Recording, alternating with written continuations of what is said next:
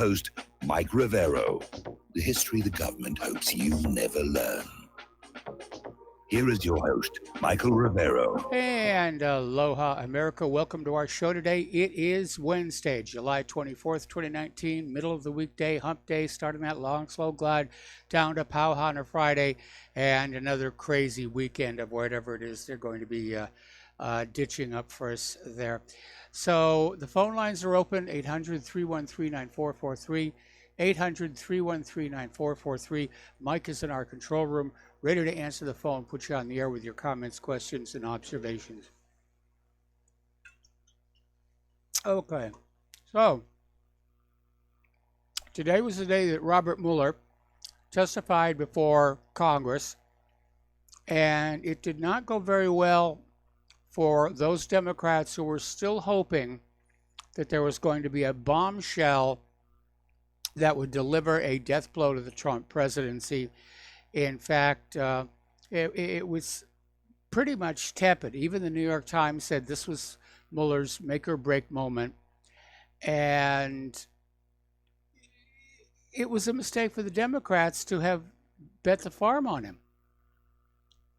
If Mueller had incriminating information yet to share, or had been stymied from doing his work, or if Attorney General William Barr had somehow misrepresented his findings, then it stands to reason Mueller would be welcoming the opportunity to appear before Congress, not resisting it. He had to be subpoenaed. The reality is Mueller's investigation did not indict anyone on the Trump campaign for collusion with Russia, or even for anything related to the 2016 election. Now, Mueller was stumbling and stammering through the dud hearing. He claimed he had no idea about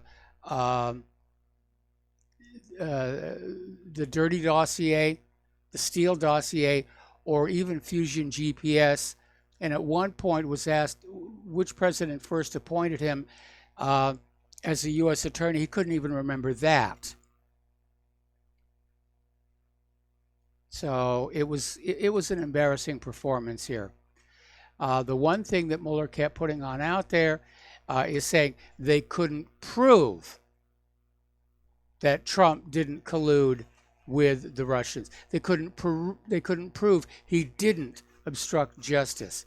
And so in the Mueller report, they said he was not exonerated. And apparently, Representative John Ratcliffe took Mueller to Trump again, took Mueller to the woodshed about that one, asking Mueller if he could name any prior instance of this not exonerated standard ever being used by the Department of Justice. And of course, Mueller could not. It was just something they made up to sort of imply that Trump was guilty of something, even though they couldn't find anything. So Mueller refused to discuss the Russia probe origins or the Steele dossier.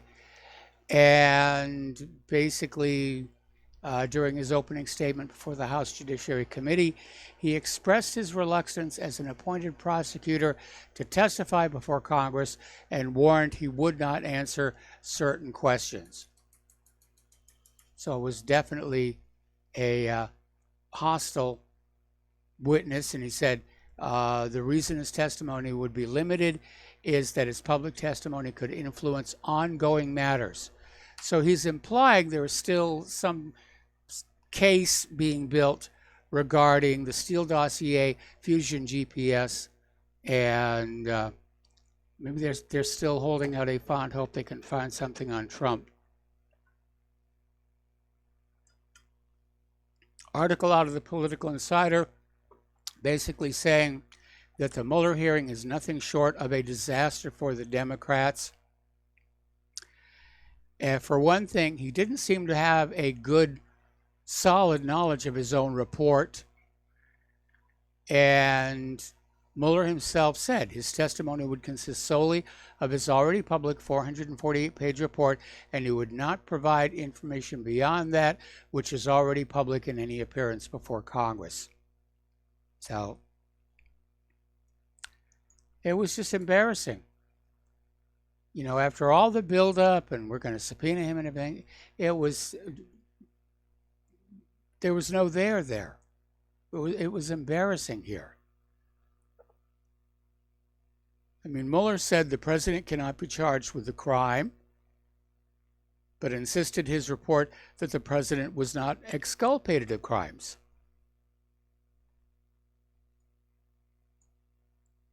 So it was embarrassing here. All right, the House Judiciary Committee Chairman Gerald Nadler rejected Justice Department limits on the Mueller testimony. Yesterday, a senior Democratic U.S. lawmaker accused President Trump's Justice Department of arrogance in instructing the former special counsel to limit the scope of his remarks and said it lacked the authority for such a directive. Alrighty, we're going to do a shout out now to our on-air affiliates who are just now coming online, rejoining our network here. Okay, so if nothing else, I think Mueller's testimony pretty much wrecked his own reputation.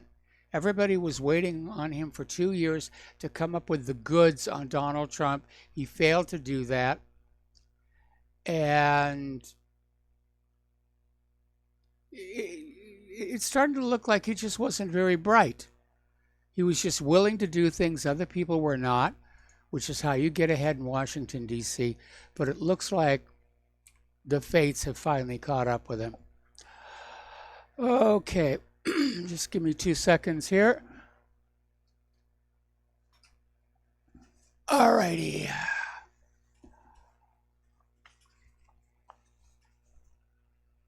And there we are. Okay, so let's talk about Jeff Epstein, because I'm not letting that one go. Corporate media is trying to bury it, make it go away. I'm not going to let it go. Apparently, at one point, Deutsche Bank actually flagged Jeff Epstein's overseas transactions for suspected sex trafficking. And Deutsche Bank uncovered these suspicious transactions in which Jeffrey Epstein was moving money out of the United States. The bank reported the transactions to a federal agency in charge of policing financial crimes after the bank began to look for signs that Epstein was using his funds for sex trafficking. Epstein is said to have moved his money to Deutsche Bank's private banking division after J.P. Morgan Chase cut ties with him in 2013, 5 years after he pled guilty to state prostitution charges, one of which involved a minor. Okay, we're going to grab ourselves a phone call. Jim in New York. Aloha, Jim. Welcome to the show. What's on your mind? Yeah, I have one thing that a lot of people might not realize. People talk about gerrymandering and the Supreme Court and the case in North Carolina. You've heard of all that, right? Well, it's very interesting. People don't know that Gerald Nadler, his district, is unbelievably gerrymandered. He has one little circle in Manhattan on the Upper West Side. Then he has a circle in Brooklyn. They're not contiguous. They're not just separated by water. They're separated by one swath of land in Manhattan and one in Brooklyn. It's possibly the most blatantly gerrymandered district in the nation. I don't even know how that happened. If you would check it out, you'll see it. Well, a lot of people think that gerrymandering is a bad idea, and it is used to try, to gain advantage for representatives of certain parties. But you're right. What you're describing there just shows how ridiculous it can get. Yeah, and I want to mention also, sometimes I call some of these people up, on the congressional switchboard. And his people usually answer. There are some who, like, their phone you can never get, so they don't answer it. Like, for instance, Schumer, it could be 1 out of 100 times you might get through. There are some who are always on voicemail. And there are some, actually, their aides will actually hang up on you if you say something that they don't agree with. I've been hung up on more than once. Okay. And so, there's a lot more to talk about, but I want to restrict my conversation to that today. Anyhow, have a good day. All right, thanks an awful lot. We're going to let you go. The phone lines are open, 800-313-9443. So getting on back to Jeff Epstein, there is a story that is emerging now that Donald Trump and Jeff Epstein had a parting of the ways starting back in 2004, and it had to do with a very expensive property that had been foreclosed on, and Epstein wanted to basically pick it up at the foreclosure sale, renovate it, and flip it. And he shared that information with Donald Trump because he figured Donald Trump at that time didn't have the resources to grab the mansion. Trump proved him wrong and succeeded in acquiring the mansion out from under Epstein at the foreclosure auction. And Epstein was furious about it, threatened to basically go to authorities and expose Donald Trump as a financial fraud. It was at this point, all of a sudden, that the police became aware of Jeff Epstein's predilections with younger girls. And the growing story is that Trump sort of expedited that, moved it along, made a phone call, dropped dime, basically is what he did. And that's pretty hard shell. Now, Trump back in 2015 spontaneously raised the prospect of Bill Clinton being ensnared by Jeff Epstein's little sex traps, the honey traps. And this was before he announced his 2016 presidential run. And he was giving an interview, and he was asked about Bill Clinton. He said, well, he's a nice guy, but he's going to have some problems, regarding that island down in the Caribbean, Jeff Epstein's island. So, yeah, Trump knew what was going on, and he knew that people could be blackmailed with it.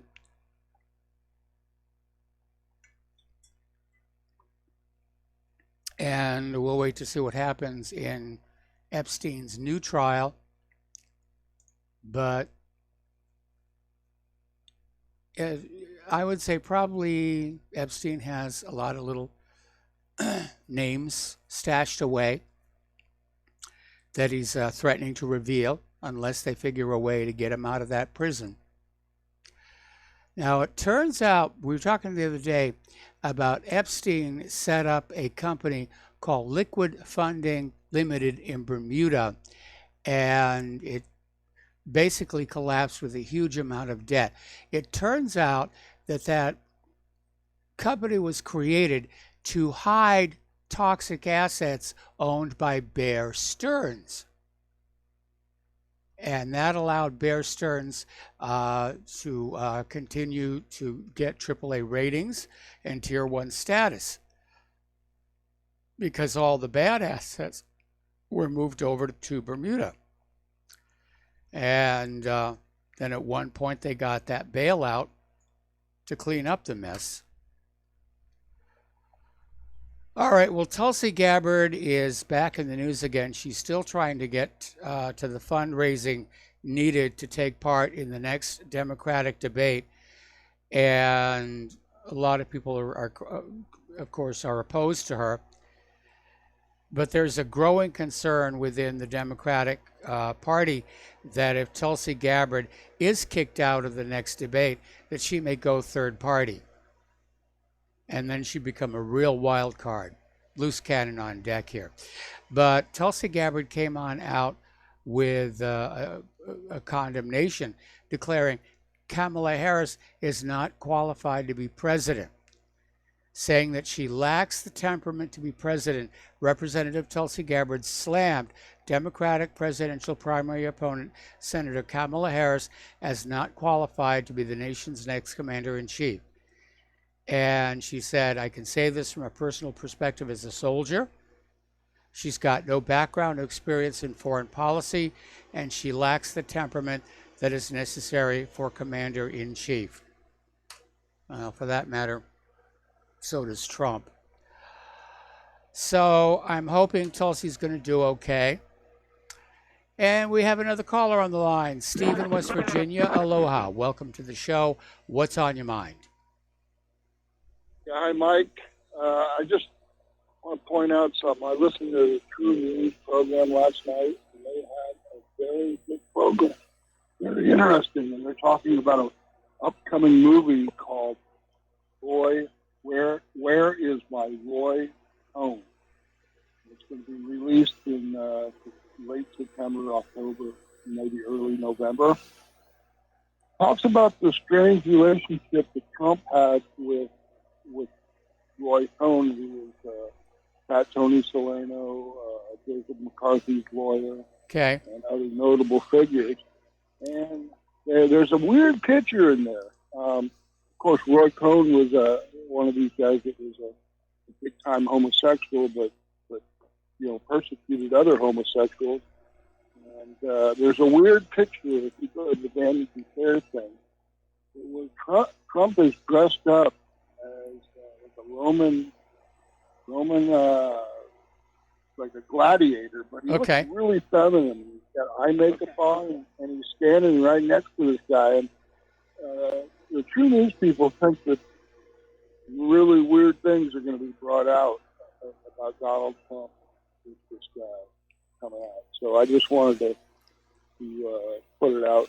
Well, I mean, was the photograph taken on Halloween? Heard about that. I don't think so. I think it was taken at that Studio 54, which is famous, for a lot of gay stuff. Yeah, it was also famous as a place where you dress up in a lot of costumes. Not everybody who went to Studio 54 was gay. I know, but if you look at the picture, it just looks weird. You got to see it. Mike, I don't see you dressing up in a costume like that. There's something about it. Oh, you got to see me on Halloween. Yeah, but no, I love dressing up in costumes. I not anymore. I just got done selling them all, but I have this mountain man outfit, and I got all kinds of magician's robes and a pirate outfit, and I love that stuff. Well, basically, what this is going into, though, is a strange relationship with Trump and this guy Cohen. And this guy Cohen was a bad dude. Yes, he was. I mean, he did a lot of bad things. So, well, anyways, actually, there was a movie a while ago. It starred James Woods, who played Roy Cohn, and it was about just how crooked he was. But he was somebody that you went to if you needed some dirty work done. Yeah, right, exactly. And this is more or less dealing with him and Donald Trump's relationship. Well, again, somebody like Roy Cohn, you'd rather have them as a friend than an enemy, even if you're not doing business with them. Yeah, they said they were talking about it last night that Roy Cohn. I guess there's written messages from his secretary and stuff. That Donald Trump used to call him 20 times a day. I mean, I don't know. That sounds like business deals. That sounds like business deals going down. Weird stuff. Anyways, I'll let you go, Mike. Have a good one. All right. Thanks an awful lot. We're going to let you go here. And we're coming up on a commercial break, after which, of course, we'll come on back and do more news here. So stay tuned. We'll be back after these few words.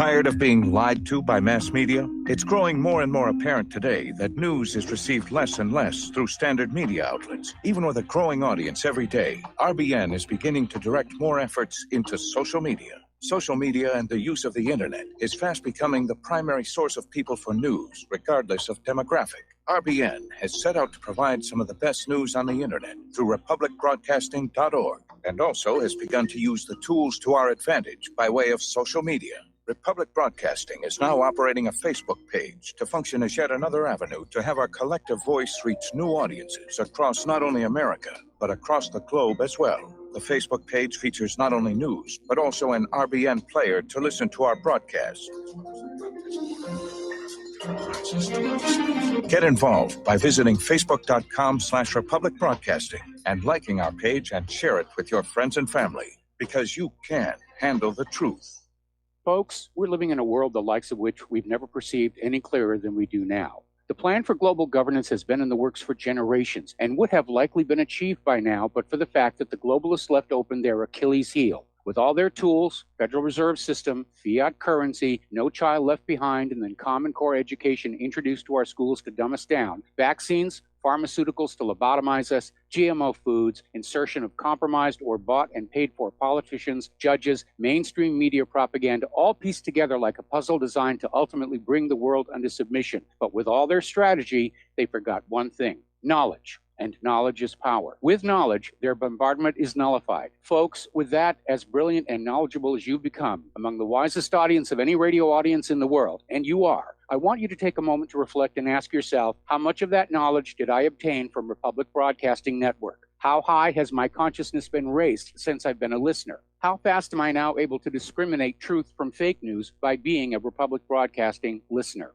How clear am I now able to see the world since I've been listening to RBN? Ask yourselves those questions, folks. Then ask yourself, what is that knowledge worth to me? Like my morning coffee, how would I survive without it? A voice of truth in a sea of lies. Do we not all need to make sure it survives? Like public broadcasting, we are now finding we can only survive with listener support. Censorship, advertisers being attacked, truth itself being attacked. It's the only way through this. We at Republic Broadcasting humbly ask you to become a supporter. Look at your budget and make a determination of what Republic Broadcasting is worth to you and what you can afford on a monthly basis. Go to republicbroadcasting.org and pledge 20, 30, 40, 50, if possible, 100 a month or more if it's affordable. Click the donate button and become a regular monthly donor. Assure both us and yourself that Republic Broadcasting truth will continue to flow like that morning coffee. The network thanks you.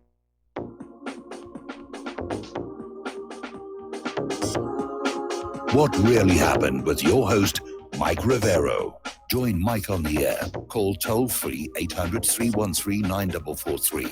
800-313-9443. And aloha, America. Welcome back to our show here. And once again, the postal address to send a check, money order, or if you prefer, anonymity cash is Republic Broadcasting Network, 2251 Double Creek Drive, number 302, Round Rock, Texas, 78664. The phone number where you can make a credit or debit card donation is 800-724-2719, extension 1 during business hours, extension 3 at all other times. The network thanks you.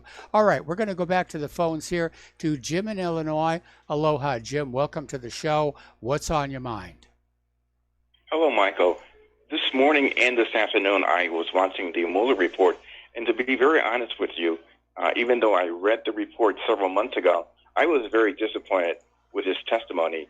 It seems like either he's getting early stages of Alzheimer's or slowing down, but I was not that impressed. Well, he really didn't have anything he could talk about. I mean, he's there being grilled by Congress. The Democrats are there just waiting for him to come up with a bombshell, and he didn't have one. So, and you're right. You can tell he's starting to age with all the stammering and stuttering. Right, but you know what though? I don't care how people feel, what they feel about the Mueller report. My concern is the person in the White House. He's dividing America. He's not doing anything to help the average American citizen. And I'm afraid one of these days he's going to wake up and say, "Look, you know what? Let's go to war with a country." And I'm just concerned about that. Well, yeah, it does seem like, he does flip flop a lot on this whole idea uh, about going to war with Iran or something. Right. And tell me this. I don't know if he's going to get reelected or not, but if he gets reelected, do you think there's much future for America? No, I think this country is in decline, and I don't see any way to reverse that. Right. I would agree with that. Okay, Michael, you take care. All right, thanks an awful lot. We're going to let you go. Phone lines are open. And here we are. Okay. There has been a federal labor complaint filed against the Bernie Sanders campaign just days after Sanders had reached an agreement with his campaign's unionized staffers. And the complaint, posted Monday on the National Labor Relations Board's website and noted by Bloomberg Law, alleges several potential violations, including concerted activities such as retaliation, discharge, discipline, illegal interrogation, repudiation, and modification of contract. Basically, this is all coming from the fact that Bernie Sanders' unionized workers demanded a 15-hour minimum wage, and he said, yes, you can have one, but we're going to cut your hours back. And that's where this all began here.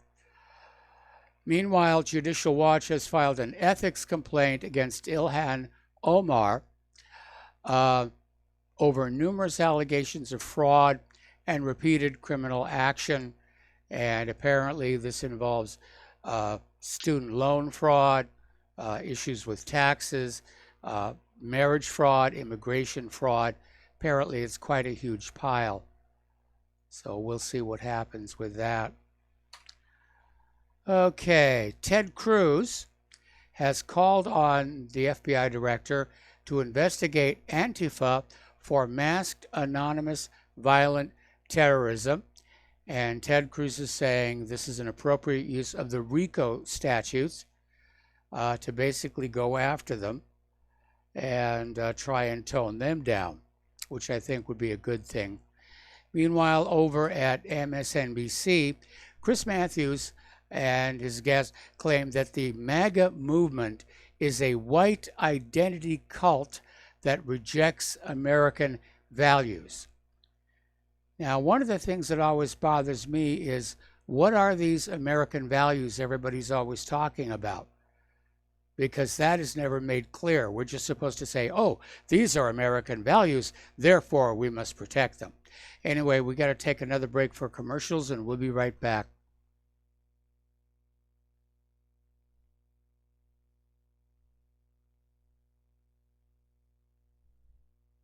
Oh, wait a minute. My mistake. I got another minute to go here. All right, so pardon me. Everyone's talking about American values. Everybody's saying, ooh, you've got American values. And, who decides? Who decides? I've got my own set of values, and I'm an American. But they may not be the same values that other people have. And as far as Make America Great Again, I think a lot of people got on board of that without having to be involved in white identity.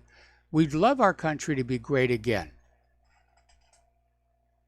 I thought Trump was talking about rebuilding our factories and infrastructure, not declaring war on the rest of the world, but that's what MAGA meant to me. Anyway, okay, now it's time for the commercial break. We'll be right back.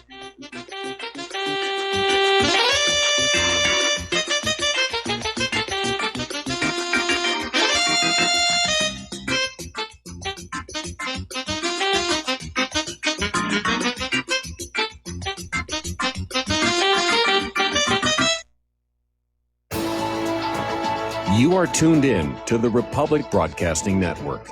Visit our website by going to republicbroadcasting.org.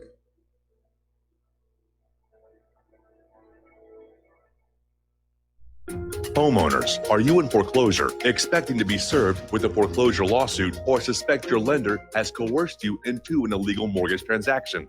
A huge number of mortgages made in the last 10 years have legal issues and are possibly defective. State laws and the U.S. Supreme Court have upheld that defective mortgage documents are grounds for foreclosure defense and for counterclaims in favor of the homeowner. If your mortgage has been sold or assigned since closing the loan, it may be defective and you may be paying the wrong party, and the lender may not have standing or the right to foreclose or collect payments under the law. If you would like to know if your mortgage is legal or not, or know if you are paying the right party, we can help. Our initial consultations are free of charge. We are not attorneys. We are legal researchers and work closely with experienced lawyers who know how to help you find the evidence to help you keep your home. Call toll-free 1-855-2-KEEP-IT. That's 1-855-2-KEEP-IT today.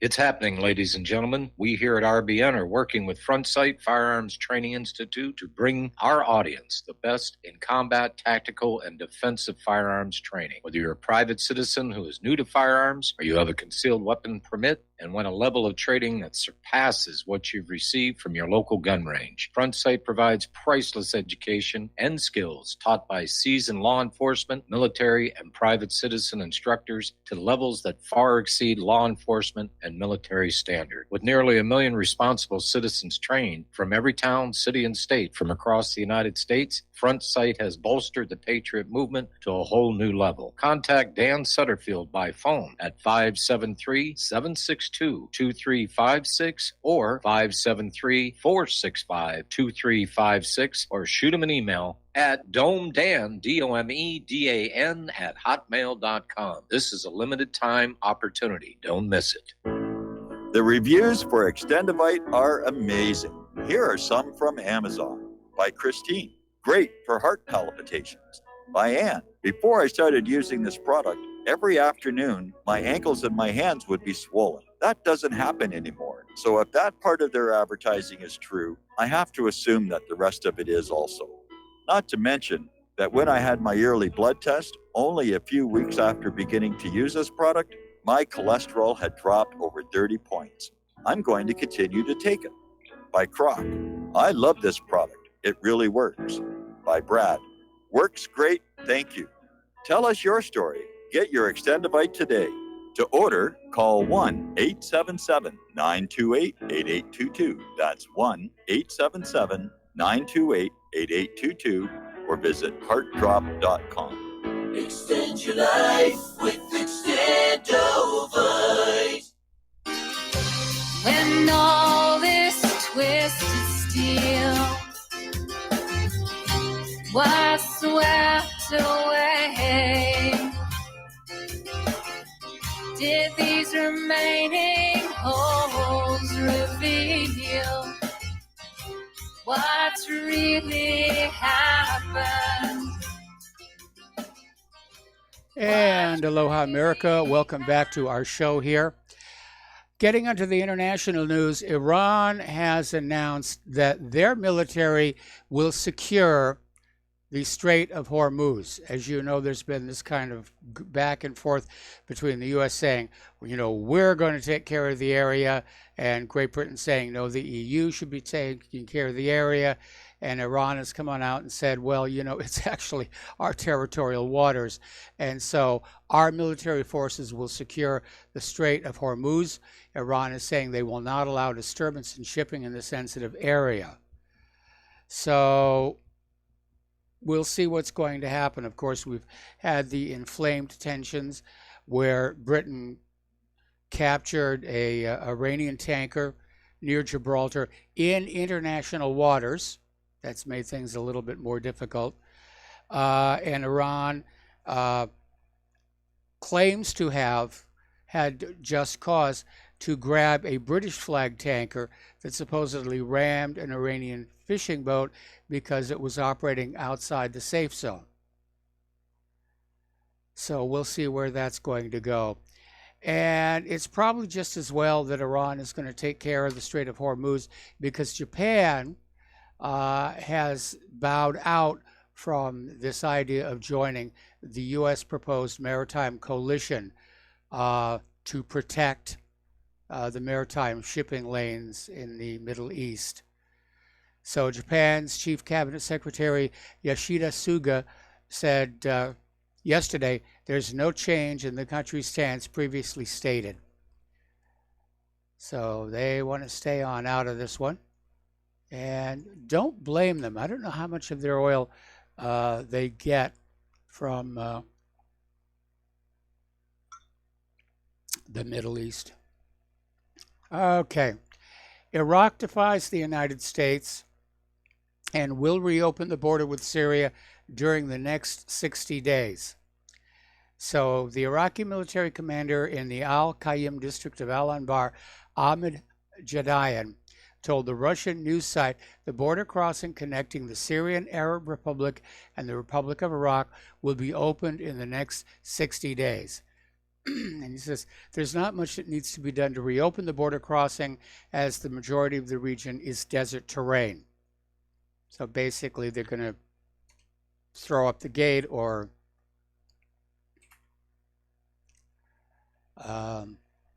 take down the chain or whatever it is that's closing the border crossing right now. But what we are seeing is that Iran,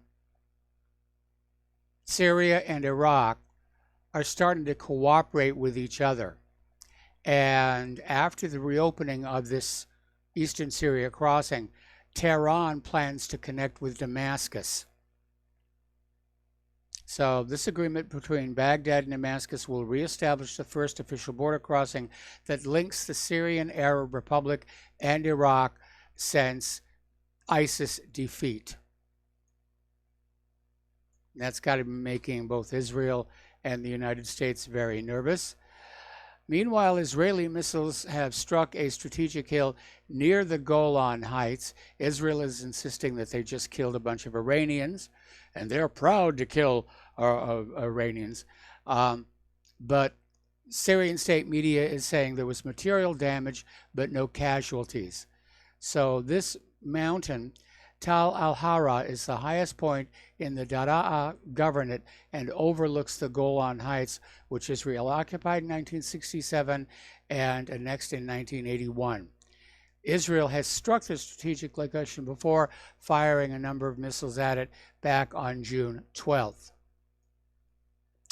Meanwhile, Israel is continuing their rampage of destruction in this Jerusalem village on the outskirts of occupied East Jerusalem on the excuse that they're just a little bit too close to the security barrier, and they've got 13 buildings targeted for demolition. Many are still under construction. These are like brand new, and they're located in the Wadi Hummus neighborhood on the outskirts of Sur Bahir.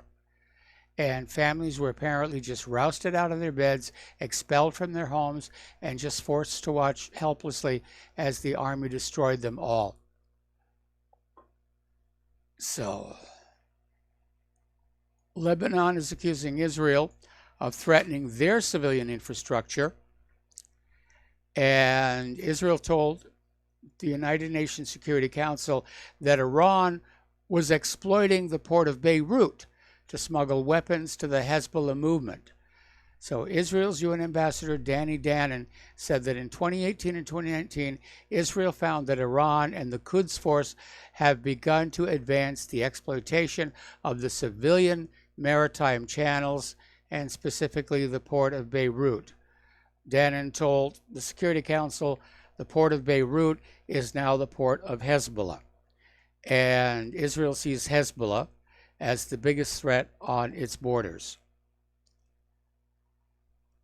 Meanwhile, the House of Representatives here in the United States of America is expected to fast-track 3 measures on behalf of Israel.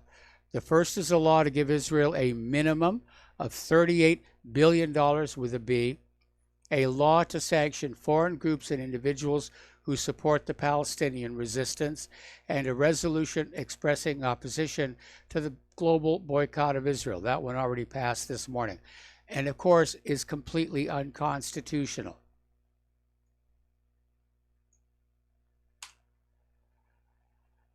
Meanwhile, Israel is attempting to censor the European Parliament amid growing support for Palestinian rights.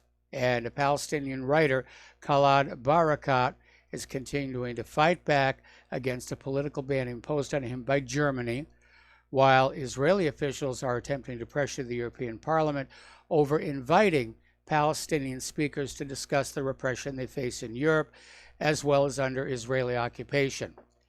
Now, Barakat has filed an urgent appeal in German courts against the ban on his participation in political events and activities on Palestine. And he spoke to the European Parliament on the 10th of July about the repression faced by Palestinian activists, along with Sambadun International Coordinator Charlotte Cates and European Coordinator Mohammed Khatib. So Israel has a lot of clout in Europe as well as the United States.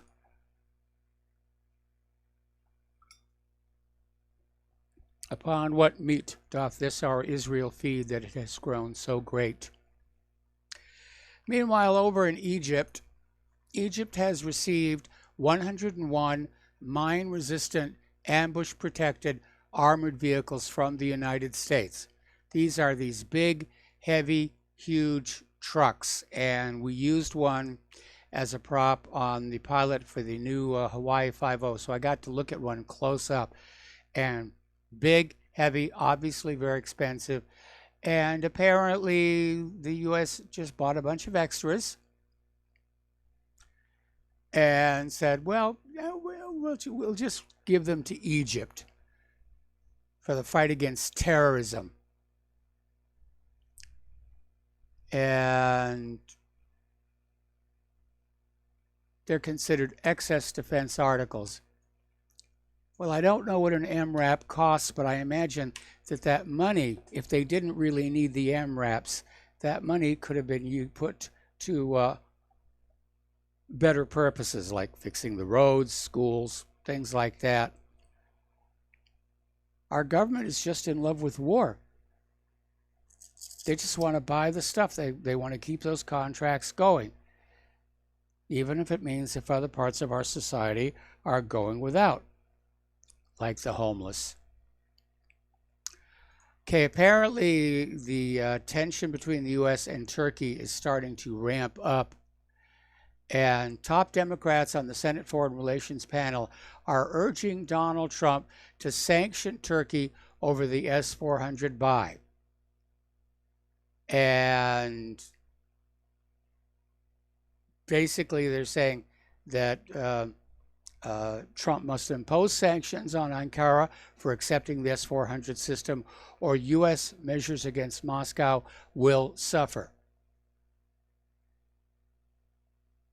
Now, the U.S. has already pulled the plug on Turkey's participation in the F-35 program, which is actually probably a favor to Turkey. Turkey's already said that if the U.S. imposes any kind of sanctions, they will come back with a proportionate response. So the United States is making enemies of pretty much everybody in the world, even our former friends. So apparently Trump and U.S. Republicans, senators, are having a meeting at the White House to discuss possible Turkish sanctions.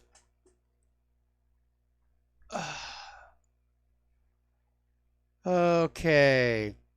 Apparently, U.S. Senator Rick Scott, ahead of the meeting, said he wanted to propose a resolution that calls on the United States and its allies to discuss the future role of Turkey in NATO, given its engagement with Russia. And I know that's already come up a few times, where you can't be in NATO and be friends with Russia. That's the rules. That's the rules. And Turkey seems to be moving away from NATO and more toward Russia anyway. All right, down in Venezuela, they've got the lights pretty much back on following yesterday's blackout. And they're still saying it was some kind of electromagnetic attack against the power grid. And not exactly sure what that means. But Venezuela's opposition, Juan Guaido, sought to basically exploit the anger over this blackout. But turnout at a Caracas demonstration was relatively modest. So he's not getting any traction here. So it was a nearly 9-hour outage. And of course, Juan Guaido is saying years of mismanagement, corruption are to blame. I think it's a cyber attack of some kind. Now, the United States has sent a threat to Nicolas Maduro that he has a short deadline to leave power with any kind of guarantees if he does not want to face international justice and further sanctions. So these announcements were made yesterday to the FA news agency by the White House official for Latin America, Mauricio Kleber Caron. So according to him, Maduro was informed indirectly through a message sent through an intermediary that he must leave before the end of the year. And the U.S. says they're willing to offer Maduro guarantees he'll be left alone if he leaves Venezuela before the end of the year. That there will not be any indictments or legal ramifications. They'll just set him up in a little bungalow someplace and leave him alone. Over in Puerto Rico, the protests are continuing. They're in their 6th day following violent clashes between demonstrators and police in the capital of San Juan. Now, fewer people have turned out compared to earlier in the week, likely reserving their energies for a big show of force over the weekend. Likewise, police turned out in more standard gear to control the protests and not the gas masks and armor they wore previously.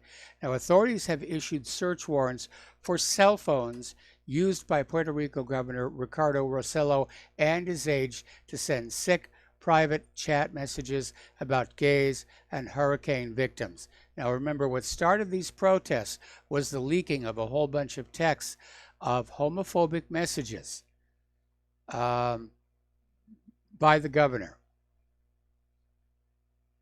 So I guess they're really touchy about this stuff down there. So one of the search warrants said that the government officials used the chat to transmit official and confidential information to private citizens in potential violation of ethics laws. Got to play by the rules there, right, Hillary? Okay, North Korea has released pictures of a new submarine that it could potentially use to launch nuclear weapons. And if that's the case, the country may have gained a very dangerous, stealthy ability to threaten the U.S. and its allies, all in defiance of Donald Trump.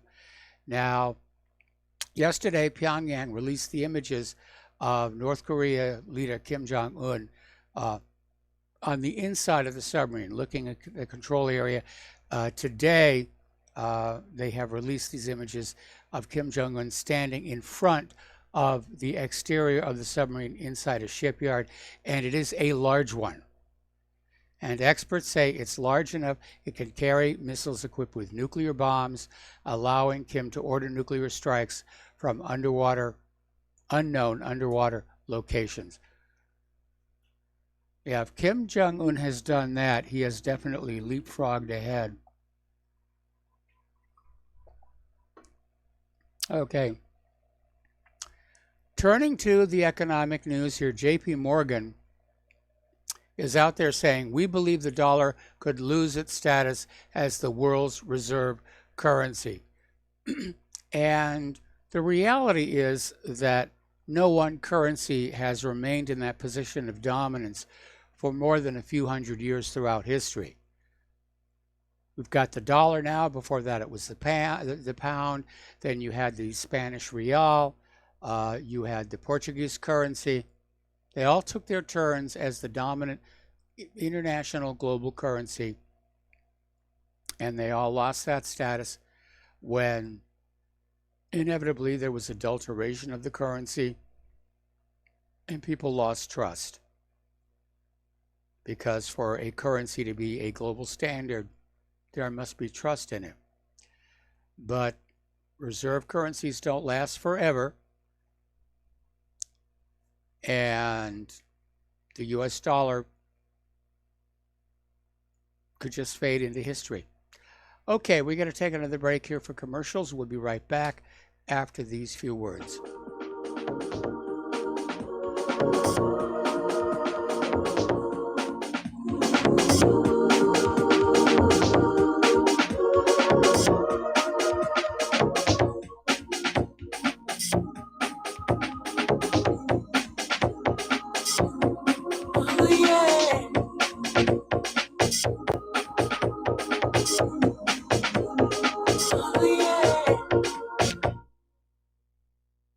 AncientLifeOil.com. For your CBD needs, just remember, AncientLifeOil.com. What does it do for the body, you ask? I can't say due to the people in the suits that run the industry. Big Pharma is all over CBD because of its well, you know what I mean. Research the benefits of CBD on Google and come back to AncientLifeOil.com and purchase your CBD today. Non-GMO and all organic. You don't want to be using a petroleum product. You want to be using the cleanest CBD product on the market. AncientLifeOil.com. We even have CBD for your pet. Help your pet's discomfort. Help your discomfort. Log on to AncientLifeOil.com. That's AncientLifeOil.com. Newly reduced prices to pass off the savings to the most important person, you. AncientLifeOil.com. And one more thing, we have topicals too. So if you have joint pain and some different issues that are going on in your body, you might want to use a topical. Think about it. AncientLifeOil.com. Corporate media dominates the American opinion. Finding independent voices that counter this avalanche is becoming increasingly difficult. With the endless corruption running rampant throughout our government, independent voices are needed more than ever to battle the offensive against our freedoms and liberties. As a listener of RBN, no one understands this concept better than you. Now it's up to you to do your part. The time has come for you to take action and begin broadcasting the truth to hundreds or thousands of people every month. Sound impossible? Quite the contrary. With pointed slogans from LibertyStickers.com, you can reach countless sleeping Americans unaware that they live in a real-life wonderland. LibertyStickers.com has a huge inventory of political bumper stickers and messages that reflect the truth about our government, our politicians, and the future of America. With so many in stock, there's one perfect for you. Visit us today at LibertyStickers.com. Again, that's LibertyStickers.com. Do your part. Your voice is important. Let it be heard. It happens more often than we can imagine. In my case, I was sitting at home, and out of nowhere, I just started feeling uncomfortable. Then it got worse, and I started perspiring. I tried to ignore it, but I waited too long. The chest pain came as we were driving to the hospital emergency. I felt my life clock begin to tick. I barely survived. There was lots of damage done to my heart. What do I do now? I was lucky. I took a leap of faith and tried a 7-herb formula with hawthorn, garlic, cayenne, and more called Extendivite. Herbs have been used for thousands of years to keep us healthy. If you're not using Extendivite as a preventative supplement, maybe it's time to start. To order, call 1-877-928-8822 or visit heartdrop.com. Extend your life with Extendovite. We the people, in order to form a more perfect union, establish justice, ensure domestic tranquility, provide for the common defense, promote the general welfare, and secure the blessings of liberty. And aloha, America. Welcome back to our show here. I want to back up to the international news here because this just got put up at whatreallyhappened.com by one of our members here. And the other day we were talking about how there was this incident where these Russian aircraft were fired on by South Korean warplanes. And the South Koreans were saying Russia was in their airspace, and Russia was saying we're in international airspace. Russia is now admitting that they had invaded South Korea's airspace. They're blaming it on an equipment malfunction. And if you believe that one, I have a gallon of borscht to sell you. Getting on back to the economic news here. Silver is on an upswing. It's still undervalued relative to gold, but it's starting to strengthen. And it's over $16.50 per ounce, which is pretty good. So they're expecting silver will continue to rise. So remember the old rule, buy low, sell high. All right, Iran is moving to legalize cryptocurrency mining, recognizing that the energy-consuming digital coin mining is a legitimate industry and potentially a way around the U.S. sanctions crippling their economy. So a mechanism to mine digital coins was approved by the government's Economic Commission and will later be put to discussion at a cabinet meeting, said Central Bank of Iran Governor Abdul Nasser Hamati. So that may be one way to get out of it, except that Bitcoin took a major hit, I think, over the weekend. Anyway, the trade chief of the European Union is threatening to hit the United States with duties if the U.S. imposes any more tariffs on their cars. And they're talking about 35 billion euro worth of duties. And basically, now we're in a trade war with the EU.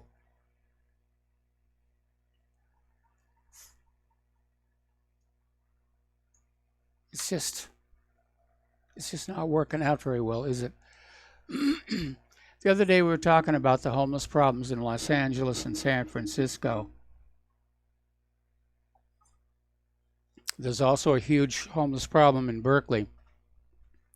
It turns out, though, that Oakland has a higher per capita homeless rate than either San Francisco or Berkeley. Oakland has a homeless population of 4,071 people, according to data collected by Oakland and Alameda County officials. And we're going to take a break here for station identification. We'll be back with hour number 2 after these few words.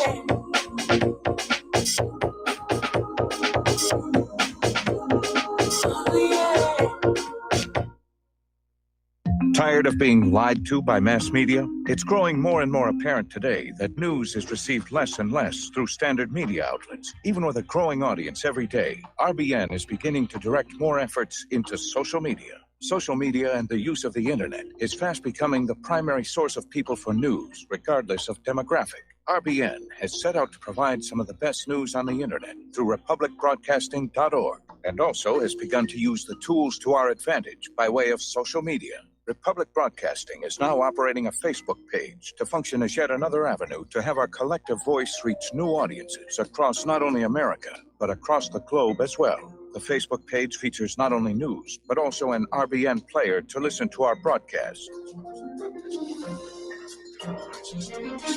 Get involved by visiting facebook.com/Republic Broadcasting and liking our page and share it with your friends and family, because you can handle the truth. You're listening to Republic Broadcasting Network because you can handle the truth.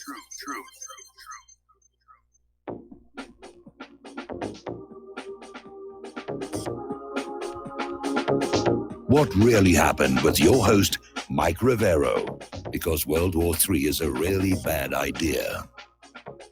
Here is your host, Michael Rivero. And aloha, America. Welcome back to our show here, hour number 2. The phone lines are open, 800-313-9443. And Donald Trump is now out there having his little press conference, his turn at bat, if you will, after the Mueller hearings. And, yeah, he's out there saying definitely a disappointment for the Democrats here. Getting back to the economic news here, apparently Bitcoin has seen $18 billion of its value wiped off the market cap since the 4-hour death cross. It is highly volatile, which is what makes it risky. And it doesn't have any backing. And it's kind of nice to see that there are some cryptocurrencies coming online that do have a commodity base that they rest on.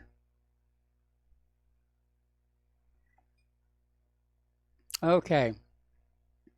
Apparently, the world's major central banks are engaged in a war to determine who can make their respective fiat currency weaker. And with the likelihood of even more money printing and negative interest rates ahead, people, meaning you, need to be ready to see the value of their money evaporate and the price of everything else go up. So now we were looking at the US, the EU, and Japan are in a cold currency war.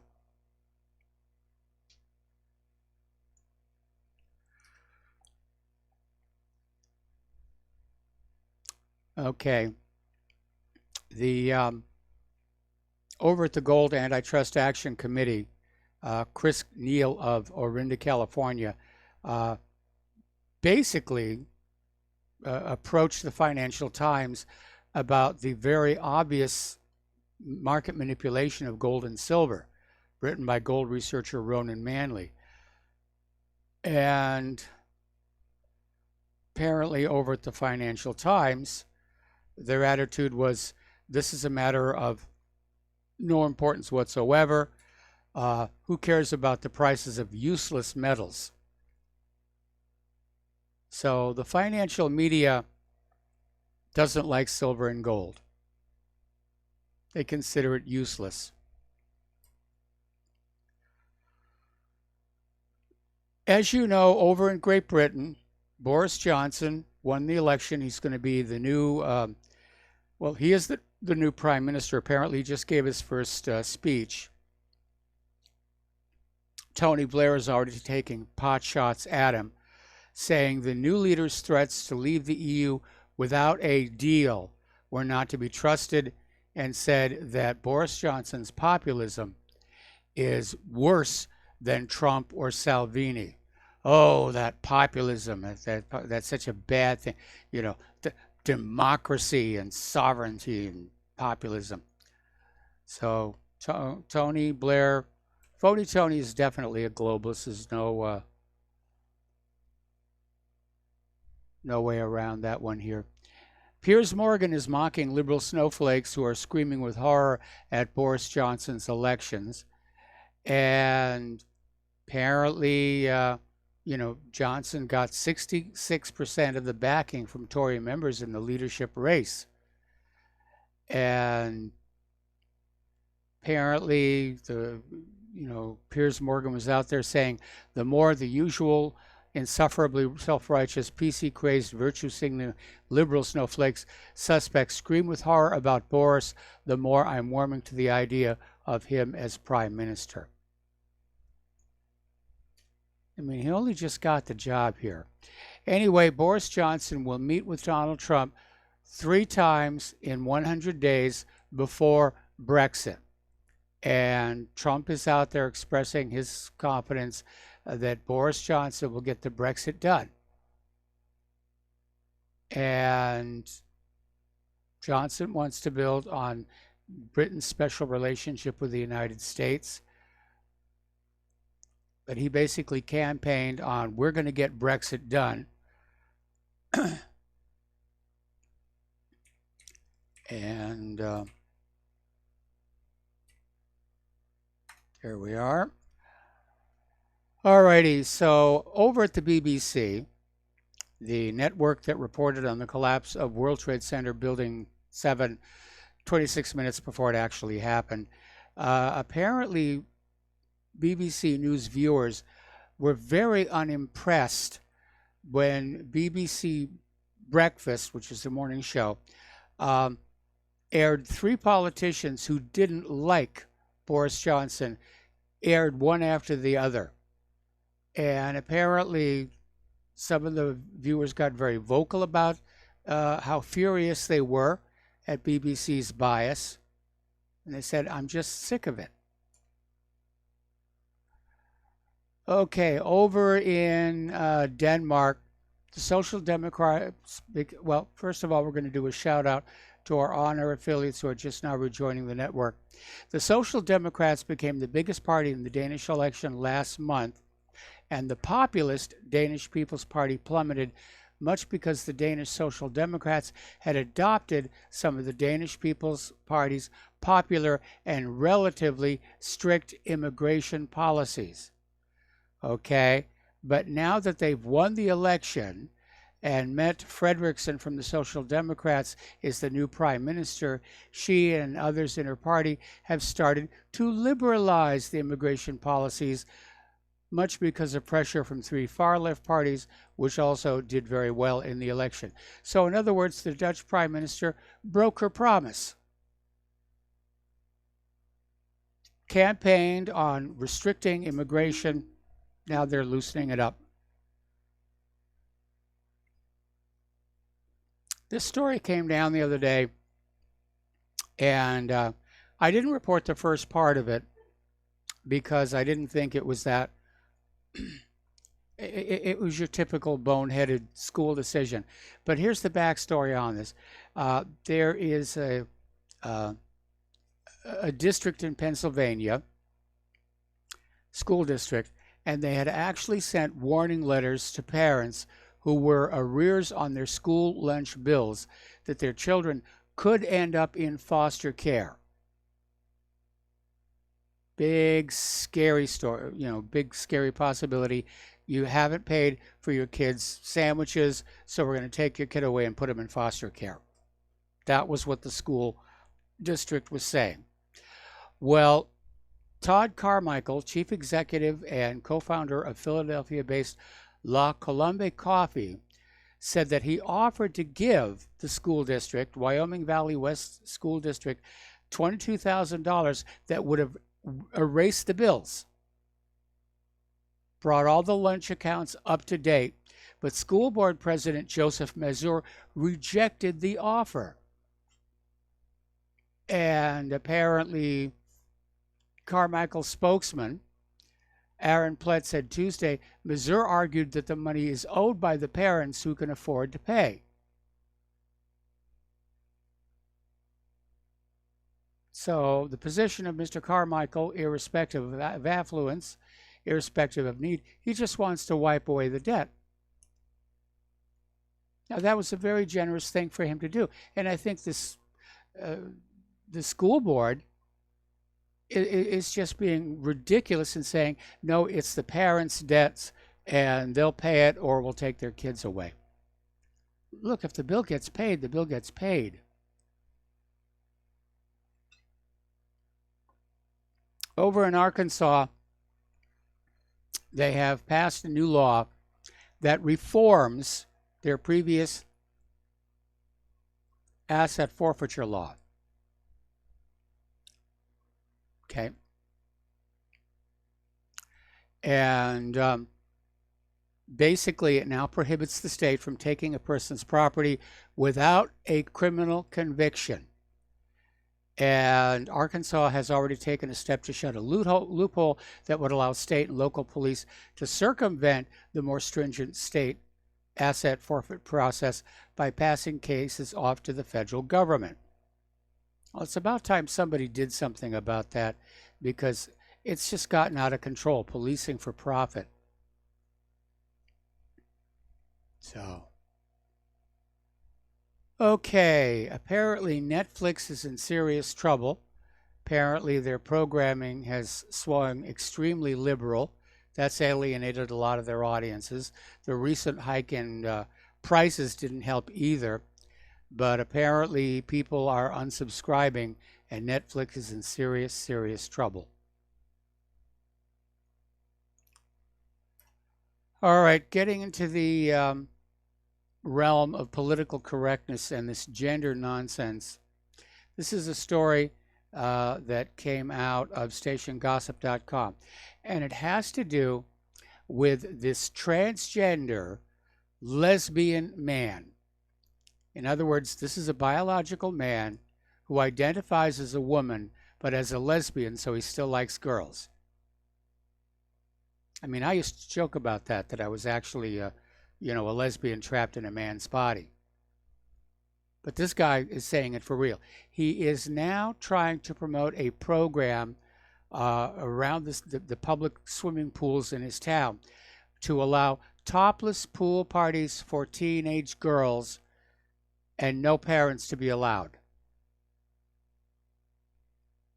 And he's got this long and convoluted rationale about allowing the girls, to be free in their own identity and blah, blah, blah. I think he's just a dirty old man. All right, getting on to computers. Boy, I ran out of talking points very early today. Online services that claim to anonymize your user personal data aren't as secure as we think, according to researchers who found that over 99% of people can be identified from a handful of supposedly anonymous data points.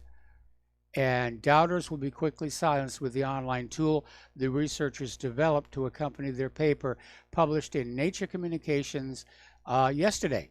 Using just 3 commonly requested demographic attributes: birth date, zip code, and gender, the program was able to successfully identify users about 83% of the time.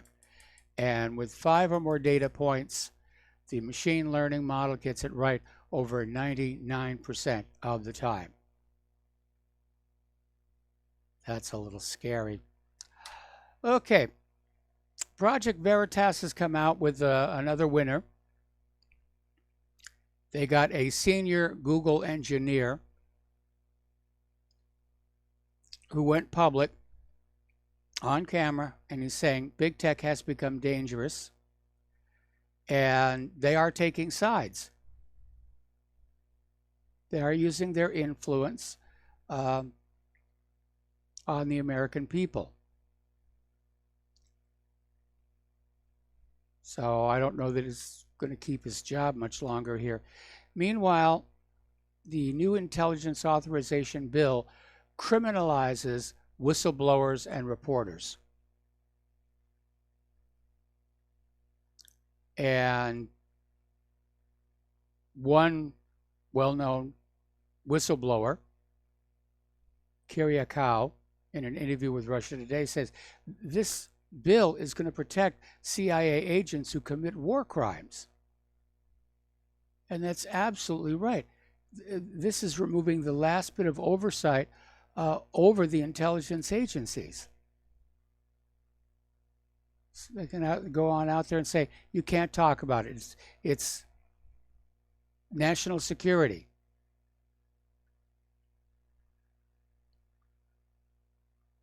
I mean, at least in Britain, it's done on a case-by-case basis with a D notice. But this is just a blanket act that says all whistleblowers, you're gonna go to jail. And basically, they're saying, okay.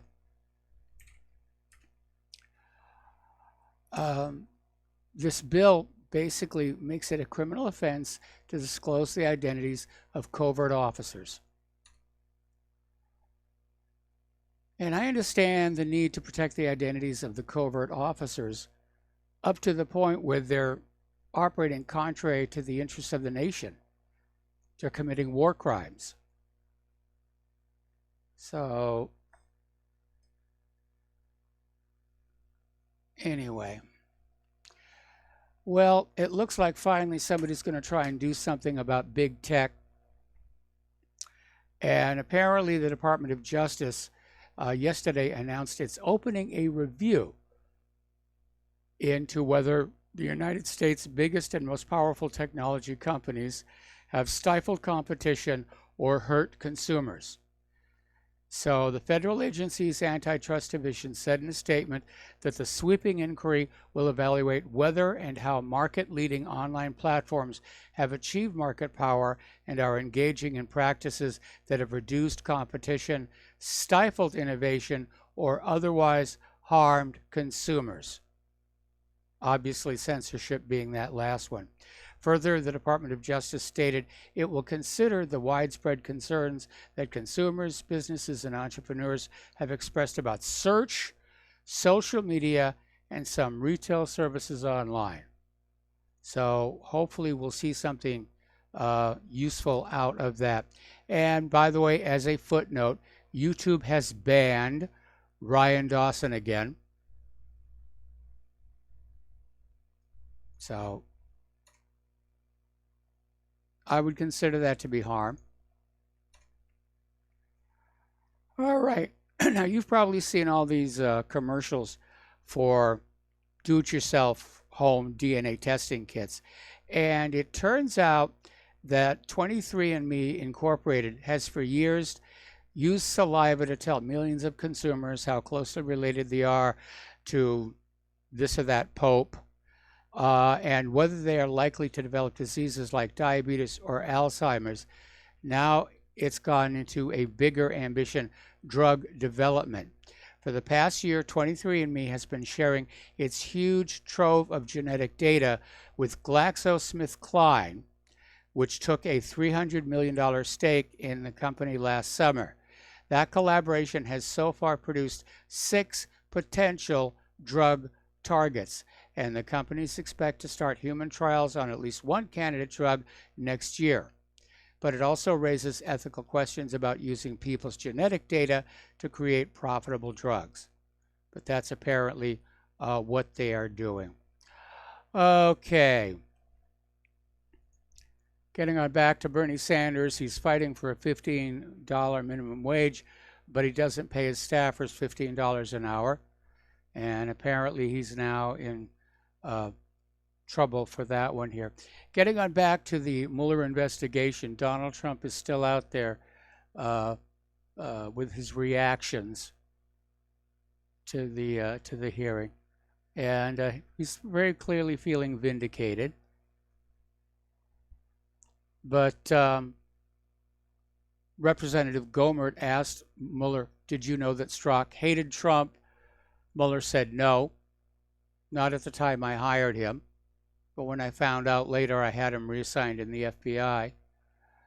Jim Jordan ripped Mueller for passing on questions, refusing to answer them here. So, let's see.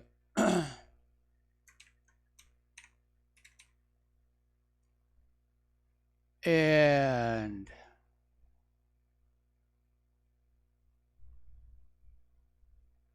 here we go. Chris Wallace has come on out saying Mueller's testimony has been a disaster for Democrats. Mueller at one point said that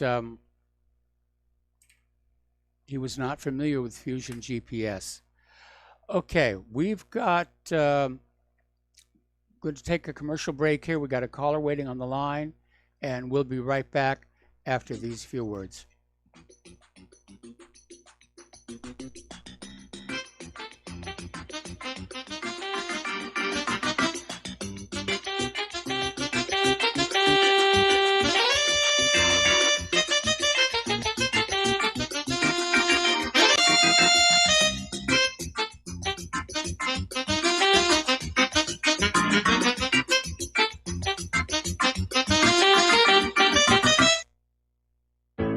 Many people write us about their experience with Extendivite. Allow me to read you some from Amazon.com. It really does work like the review says it does. I cannot believe that after the first few days, I didn't feel as sluggish or clogged up. It has had a profound impact on my physical, emotional well-being. I'm skeptical as most people about products and their claims, and I never write reviews, but this is a wonderful product and I recommend it to everyone. Great product. It has brought my blood pressure from the mid-150s over the 80s to the mid-130s over mid-80s, along with diet and exercise in just the past couple of months. Excellent. Thank you, David. Tell us your story. Get Extendivite today. Call 1-877-928-8822 or visit heartdrop.com. Extend your life with Extendivite. Folks, we're living in a world the likes of which we've never perceived any clearer than we do now. The plan for global governance has been in the works for generations and would have likely been achieved by now, but for the fact that the globalists left open their Achilles heel. With all their tools, Federal Reserve System, fiat currency, no child left behind, and then Common Core education introduced to our schools to dumb us down, vaccines, pharmaceuticals to lobotomize us, GMO foods, insertion of compromised or bought and paid for politicians, judges, mainstream media propaganda, all pieced together like a puzzle designed to ultimately bring the world under submission. But with all their strategy, they forgot one thing: knowledge. And knowledge is power. With knowledge, their bombardment is nullified. Folks, with that, as brilliant and knowledgeable as you've become, among the wisest audience of any radio audience in the world, and you are, I want you to take a moment to reflect and ask yourself, how much of that knowledge did I obtain from Republic Broadcasting Network? How high has my consciousness been raised since I've been a listener? How fast am I now able to discriminate truth from fake news by being a Republic Broadcasting listener? How clear am I now able to see the world since I've been listening to RBN? Ask yourselves those questions, folks. Then ask yourself, what is that knowledge worth to me? Like my morning coffee, how would I survive without it? A voice of truth in a sea of lies. Do we not all need to make sure it survives? Like public broadcasting, we are now finding we can only survive with listener support. Censorship, advertisers being attacked, truth itself being attacked. It's the only way through this. We at Republic Broadcasting humbly ask you to become a supporter. Look at your budget and make a determination of what Republic Broadcasting is worth to you and what you can afford on a monthly basis. Go to republicbroadcasting.org and pledge 20, 30, 40, 50, if possible, 100 a month or more if it's affordable. Click the donate button and become a regular monthly donor. Assure both us and yourself that Republic Broadcasting truth will continue to flow like that morning coffee. The network thanks you. When all this twisted steel was swept away, did these remaining holes reveal what's really happened? Hey, and aloha, Miracle. Welcome back to our show here. We're going to go back to the phones here to Murr in Wisconsin. Aloha, Murr. Welcome to the show. What's on your mind? Hi, Mike. Hey, I didn't know Go Ogle, had to use algorithms. I didn't even know he had rhythm. Well, somebody made an interesting little comment. Rhythm. I'm sorry? Yeah, I've got daisies in green pastures. That's another verse in there, right? That's even better. And that fits in with the Netflix. Let all the town muddy fall flat broke and be able to think for yourself. Well, one of the people who was talking about, Google influencing and blacklisting people, and of course, the CEOs of these companies are saying, no, we're not doing it. And somebody said, these algorithms don't write themselves. That's absolutely true. Right. Yep. Yeah, and this fellow stepping forward, Dave Coppola, whatever, very good. He started 2014, everything was hunky-dory, gets up to election time, and poof. So it's okay. Pretty unfair there. All right. Well, Murr, thanks an awful lot here, and we're going to switch over to David. And I don't have a city that you're calling from, so welcome to the show. What's on your mind?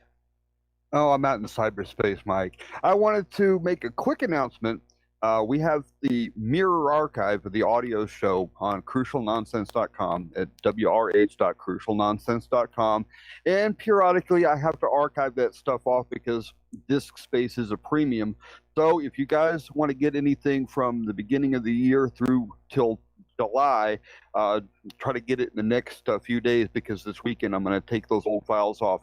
They'll still be available upon request. You can always send me an email and say, hey, I want this show, because I'm not going to throw any of these away. Anyway, the reason I wanted to call in here and talk to you is because you mentioned the Raspberry Pi again yesterday, and the Raspberry Pi 4. In fact, I appreciate you covering this stuff, because I was blissfully unaware that the Raspberry Pi was out, and when you mentioned it some time ago, that was the first mention. I mean, you were right on top of it, and you're always, pretty on top of these kind of things.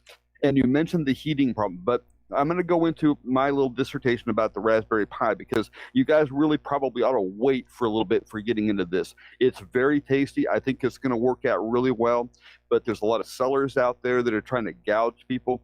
I was looking on Amazon to be able to purchase this thing as soon as you said something about it, and it took a week for it to pop up, and it was $200. And we all know from what we can go to the Raspberry Pi website and see that the 4 gig model should only be $55. So you got to be really wary about these sellers out there. Go to the main official Raspberry Pi website and check that stuff out and make sure that you're not. There are actually scalpers for the Raspberry Pi. Yeah, because there's a lot of demand for the new stuff, and with stuff this bleeding edge new, it's probably best to wait, because not all the software is going to work right yet, because you have to upgrade absolutely everything. The old Raspbian 9 stretch, it doesn't work on this. It is only from 10 forward, and 10 is a brand new Debian release, and they don't have all the bugs worked out of that yet. So we are absolutely bleeding edge with this, so be careful. I'm going to be getting one of these here in the next couple of weeks, and I will give you guys a full report on everything that I find out about this. But heating is definitely an issue, because a lot of people are very tempted to overclock these little bad boys, and you can do it, but you need to cool them. And even with my Raspberry Pi 3, I've got a fan blowing on those things. The cases for the Raspberry Pi 3s and 2s will not work for the 4, because they've completely redesigned the board. The Ethernet port and the USB ports are swapped, so it's not going to even fit into any of those cases.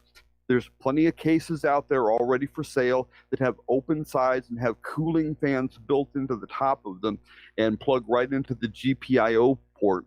And even if you've got a retrofit, one of yours, there's, $2, $3, $4 5-volt fans that you can hook up to the GPIO port and keep those Raspberry Pis cool.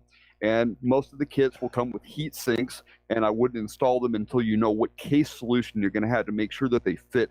Definitely go with the heat sinks, and definitely go with the fan, even if you're using a Raspberry Pi 3, because they'll last longer if you keep them cool. Yes, they will probably continue to run for a couple of years if you really abuse them, but why not take care of them? They're kind of a neat little thing. One of these days, look at all the software stuff sorted on this thing, and there'll be more options just than the Raspbian. You'll probably even be able to put Windows 10 on the darn thing. I don't know why the hell you'd want to ruin the thing. I was just going to say, why? Insanity. That's why, because we're all insane in the brain. But well, this little portable broadcasting setup that we're working on here, that's running on a Windows 10 machine. And that's half of the pain I'm going through is working around Windows 10. Oh, yeah, it's absolutely awful. And it's not just Windows 10. All these corporations are doing the same thing. They keep moving the goalposts on us. They change things with YouTube. They change things with Google. And they make us so dependent on this stuff that they've absolutely wrecked our lives. We spend our entire existence trying to service them. And that's not fair. Anyway, that's all I got. Aloha to you, Mike. All right. Aloha. I was hoping you were going to stay on for a little longer, but we'll be right back after these words from our sponsors.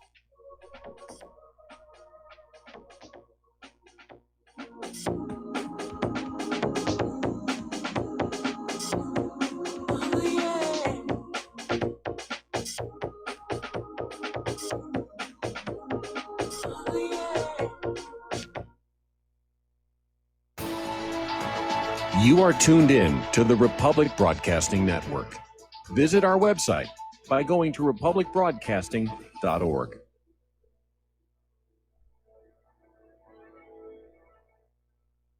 Homeowners, if your lender has gone out of business or sold your transaction to another lender or servicer, you may be the victim of a wrongful foreclosure, resulting in the loss of your home. If you've already lost your home, are in foreclosure, or even in good standing, you can challenge the mortgage transaction's illegal issue, and your property can be restored to you, and your foreclosure can be stopped or reversed, and the mortgage transaction declared unenforceable. State laws, U.S. title codes, the Uniform Commercial Codes, and U.S. Supreme Court rulings have upheld that defective mortgage documentations can reverse or stop foreclosures and enforce property title claims in favor of the homeowner.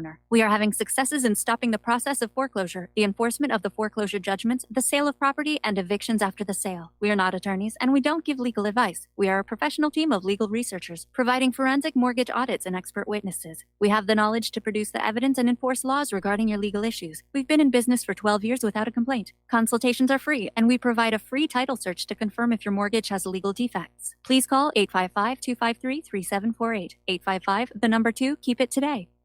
It's happening, ladies and gentlemen. We here at RBN are working with Front Sight Firearms Training Institute to bring our audience the best in combat, tactical, and defensive firearms training. Whether you're a private citizen who is new to firearms, or you have a concealed weapon permit and want a level of training that surpasses what you've received from your local gun range, Front Sight provides priceless education and skills taught by seasoned law enforcement, military, and private citizen instructors to levels that far exceed law enforcement and military standard. With nearly 1 million responsible citizens trained from every town, city, and state from across the United States, Front Sight has bolstered the Patriot movement to a whole new level. Contact Dan Sutterfield by phone at 573-762-2356 or 573-465-2356, or shoot him an email at domedan, DOMEDAN, @hotmail.com. This is a limited time opportunity. Don't miss it.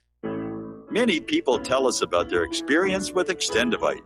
Just listen to what Glenn has to say. Prior to taking it, I had diabetic neuropathy. The Extendivite reduced that significantly. Acid reflux was reduced. I had athlete's foot, very severe. Trimmed that down to about 75%. Dandruff, almost completely gone. I had occipital neuralgia at the base of my skull. I was having migraines, reduced by about 90%. Heart palpitations, my heart would kind of stall out. I would skip a beat. Very uncomfortable. And when walking from downstairs going to sleep, by the time I got to the bedroom, which is just one flight of stairs, my heart was pounding, coming out of my chest. My vision was blurry. This completely solved that problem. Great product. Thanks. Tell us your story. Get Extendivite today. Call 1-877-928-8822 or visit heartdrop.com. Extend your life with Extendivite. Well, they're stealing down on Wall Street and in Washington too.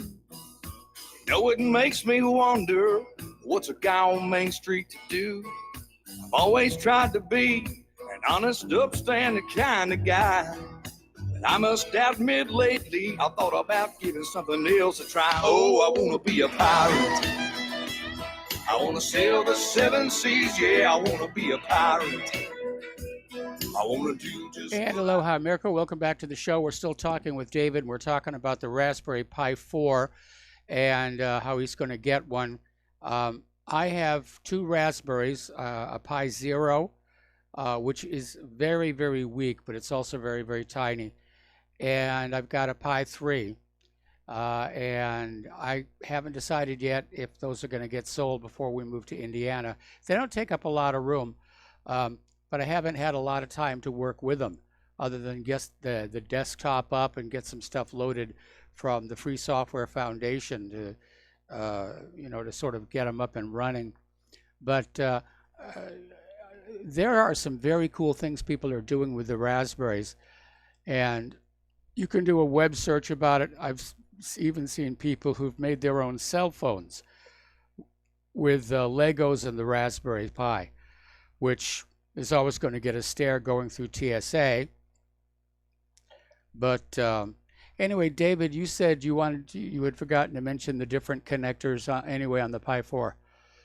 Yeah, I was remiss in that, because another thing you'll have to be aware of when you get into the Raspberry Pi 4 is you don't have that big normal HDMI connector anymore, but you have 2 micro HDMI, and the adapters are pretty cheap for that, so it's not a Yes. big deal. But if you buy it and you expect you're going to be able to hook it up like your Raspberry Pi 3, you're going to go, wait a minute here, and you're going to be in for a rude awakening.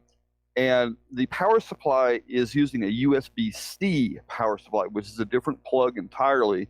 And there's adapters for that as well, but it also supplies more amperage on that, and that's why they went to that. So that kind of makes sense. Oh yeah, there's about 1,000 really cool projects. One of the ones I want to do when I get some time is make an RGB laser vector graphics projector, because I saw somebody on YouTube put one of those things together, and they were playing the old vector games like Asteroids on the 13-foot wall. And I'm like, oh, I want to do that. It's really neat what you can do. I haven't had this much fun with a computer since the old Commodore days. That was my first reaction when I got the Raspberry Pi. Is it brought back the fun of working with computers, and of course remembering how big computers were when I was first starting out. I look at these little tiny things, and I'm just in awe of what they've packed into these things. Oh, absolutely. And I was looking at a modification to put an external antenna for the Wi-Fi on that thing. And you about have to see a microscope to, get the, lowdown on the components you've got to move. I'm like, oh, I'm not going to be able to do that. I mean, I don't have a soldering iron that's, made for those, 2-inch tall fabrication gnomes. My goodness, it is impressive. I did a little research when you were talking about Raspberry Pis, a couple months ago, and the Raspberry Pis, before the 4 came out, the Raspberry Pi 3 Plus was a bigger, faster computer, computing-wise, than what they had with the Cray YMP 30 years ago. So, yeah, that's how far it's come, because that was a big, gigantic, liquid-cooled monstrosity. Yes, it was the fastest computer in the world at the time. But Yes. if we had a time machine, we went back 30 years with that Raspberry Pi 4, they would just absolutely pass out and think we were aliens or something. No, I remember the Cray that they had at Digital Productions, which was one of the early computer animation houses in Hollywood, and I remember up at Ames Research getting a chance to work with a Cray 2. But yeah, our modern little desktop machines, they're very powerful compared to those early days. And I'm wondering if somebody is going to take some raspberries and literally gang them together to make a super powerful processor. It's been done. There's places out there that have made these special cases where you build your Raspberry Pi clusters, and people have put 20 or 30 or 100 of them together to make a big, massive, very distributed cluster, and it's very viable. And I'm excited to see what the Raspberry Pi 4 can do. The memory is going to be a big thing for me, because one of the uses I have for these little Raspberry Pi computers is building phone switches off of it to run your phone system. I mean, why not? It makes sense. It runs on 5 volts. It doesn't take much power. It runs off your battery backup forever. So the core services for your network that you can farm off of these Raspberry Pi computers, it'll make your power outage a whole lot less pleasant, or more pleasant rather, that your Wi-Fi still works. These things aren't taking up as much power, and you can power them off a standard UPS for hours as opposed to minutes. It's a big difference. Well, one of the things I was toying around with, and then I got to let you go because we got another caller waiting on the line, was to actually implement some of these encryption programs that I've made into these little Raspberries, and just put them, hooked up with a terminal and whatnot, and just have these little portable encryption systems to get around all of this mandated backdoor stuff. Anyway, listen, David, thank you very much for the information. I'm a big fan of the Raspberry Pis myself. You and I guess, are going to be talking on Friday.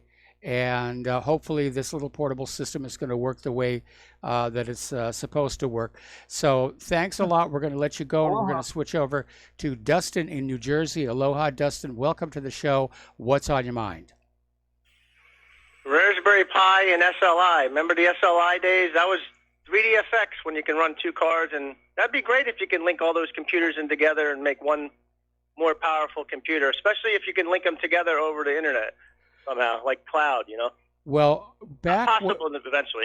Back when we were working for Square USA, and we sort of did this as a stunt for SIGGRAPH,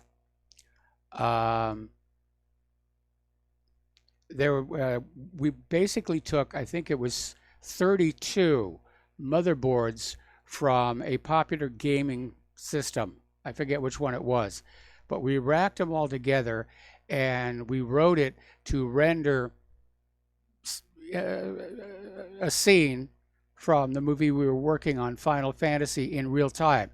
And you could just sit there with a mouse and twiddle all the adjustments, making the person's skin shiny, sweaty, dry, whatever.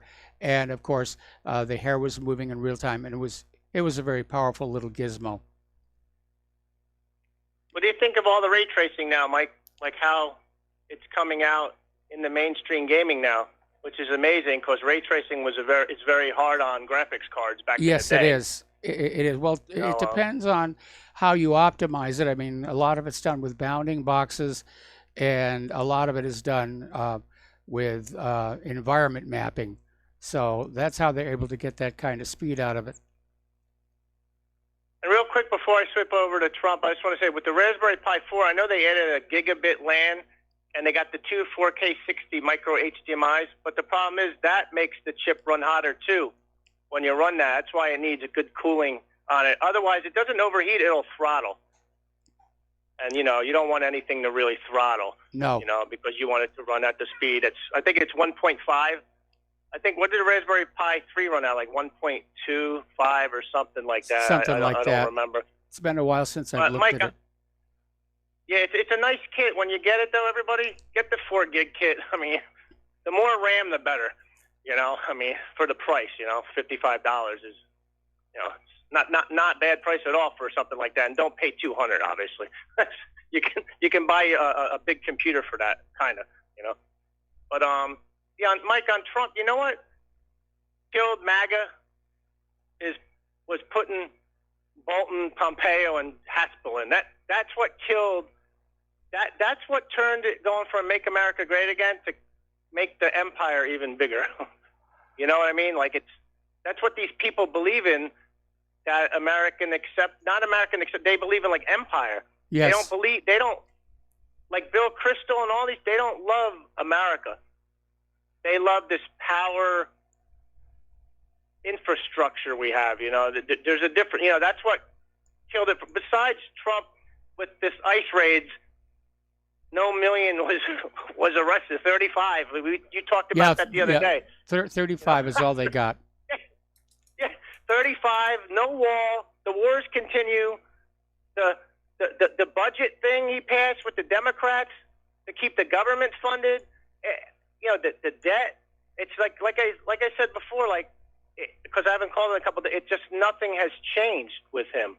The empire continues.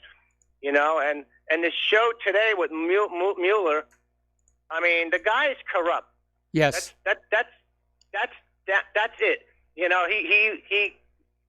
went along with the Iraq lie, also 9/11 covering up for the Saudis and he's part of the elite, and yeah, he stumbled around today because that's what these people are. They're bumblers and stumblers. These people are not like bright. But they have men with guns to protect them, I'm beginning to think, that they're not very bright. They're just willing to do things other people are not willing to do, and that's why they're able to get into positions of power. Yeah, and like you said, it doesn't matter if Trump gets in or not. The decline will continue because if everybody goes to watch that Rick Sanchez on RT, he had a thing about China and America and how many top banks in the world, and the first 6 are from China now. Yes, everything's moved over there. Like the manufacturing, the banking system. There's nothing left here. We're a shell of our former self, and it's not coming back because I know people hate me when I say that because we had our day in the sun, just like the British did, the Romans and the French and all that, and those days are gone. That's why we're all stumbling now, with this Russia collusion crap, and this things go on, dragging on. This is all we got left, people. At this point, But that's all I got to say, Mike. Have a good show. All right, thanks an awful lot. We're going to let you go here. The phone lines are open, 800-313-9443.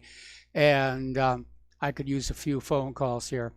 Okay, so a lot of people still talking about Robert Mueller's testimony. And interesting little story, this one coming from Political Insider, basically saying that already the House Democrats have been caught pushing fake news about this morning's hearings. And everybody wanted this to reinforce their position. The bottom line is this really didn't change anybody's mind. The people who think Trump is guilty of something, that he must be guilty of something, they're still going to go on believing that. The people who are saying this is a witch hunt, they're pretty much going on with that as well. This really did not change the minds at all. Okay, now there's a new documentary out from Max van der Werf, the leading independent investigator of the Malaysian Airlines Flight 17 disaster. And it has revealed breakthrough evidence of tampering and forging of prosecution materials, suppression of Ukrainian Air Force radar tapes, and lying by the Dutch, Ukrainian, US, and Australian governments. An attempt by agents of the US FBI to take possession of the black boxes of the downed aircraft was also revealed by a Malaysian National Security Council official for the first time. So more and more is coming out about that as well. Okay. Let's see.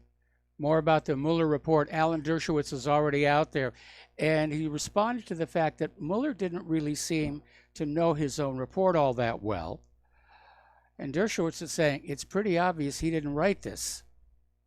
It was written for him. He just signed his name on it and sent it on forward.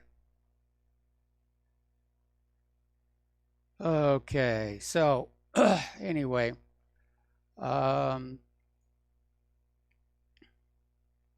somebody's chastising me, my seeming fervor for Trump. I don't think I have fervor for Trump. He's been a tremendous disappointment, but I do believe in saving the system and playing by the rules. And no, Trump is a disappointment. I have no fervor for him. I have a fervor, if you want to talk about fervorness. I have a fervor for the United States of America and the Constitution and the American people. That's where my fervor is coming from here. Okay, Chuck Todd on the Mueller testimony. Complete failure. Dems can't combat rights propaganda machine. So, yep. All right, we're going to take a phone call from Al in Canada. Aloha, Al. Welcome to the show. What's on your mind? Hi, Mike. Now that, the left wing or people are starting to say that Mueller didn't even write this report, he just basically put his name to it, they're going to want a do-over. Yep. And this time they're going to spend twice as much. Yeah, you're probably right. You're probably right. So that'll carry Donald Trump right through to, 2021 or 22? So basically, the United States politicians, the senators and the Congress people, are basically showing the rest of America that they don't really need these people to do anything. Because if they're only going after Trump, who's doing everything else? Well, I mean, there's a lot of stuff that's getting, passed, and it's actually, the question is, what are we being distracted from? What are they working on that's not being reported? And obviously, these laws to outlaw BDS is one. The laws to give more money to the military, the new law to make it to outlaw whistleblowing and reporters. There's a lot of stuff that's being done. And I think if the American people knew about it, they'd be upset. But instead, we have the Robert Mueller, Donald Trump circus out there. Yeah. So basically, the vice is getting tighter. It just keeps getting tighter, yes, tighter, and tighter, and freedom and liberty is being squeezed out. Absolutely. Right? Absolutely. Yep. Even though there's supposed to be some looking into these quote unquote tech companies. Mike, they're not tech companies. They got a website and they got a server farm, a bunch of hard drives with a few CPUs. It's not a tech company. They don't really, push anything forward other than silly values and whatever else people are looking for. Well, I don't know. Google does a lot of The R&D. individuality is lost. Yeah, well, definitely that's been part of it. Anyway, listen, Al, we got to take a break here. Do you want to stay on the line? No, I'm good. Thanks a All lot right. for your time. Well, we'll Mike. be back I in a few appreciate it. minutes. Bye-bye.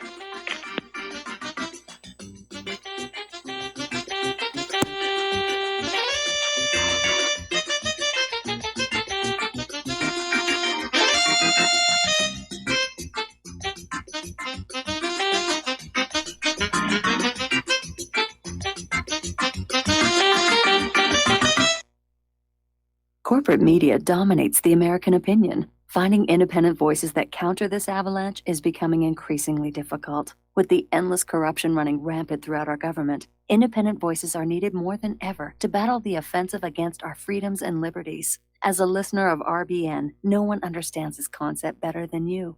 Now it's up to you to do your part. The time has come for you to take action and begin broadcasting the truth to hundreds or thousands of people every month. Sound impossible? Quite the contrary. With pointed slogans from LibertyStickers.com, you can reach countless sleeping Americans unaware that they live in a real-life wonderland. LibertyStickers.com has a huge inventory of political bumper stickers and messages that reflect the truth about our government, our politicians, and the future of America. With so many in stock, there's one perfect for you. Visit us today at LibertyStickers.com. Again, that's LibertyStickers.com. Do your part. Your voice is important. Let it be heard.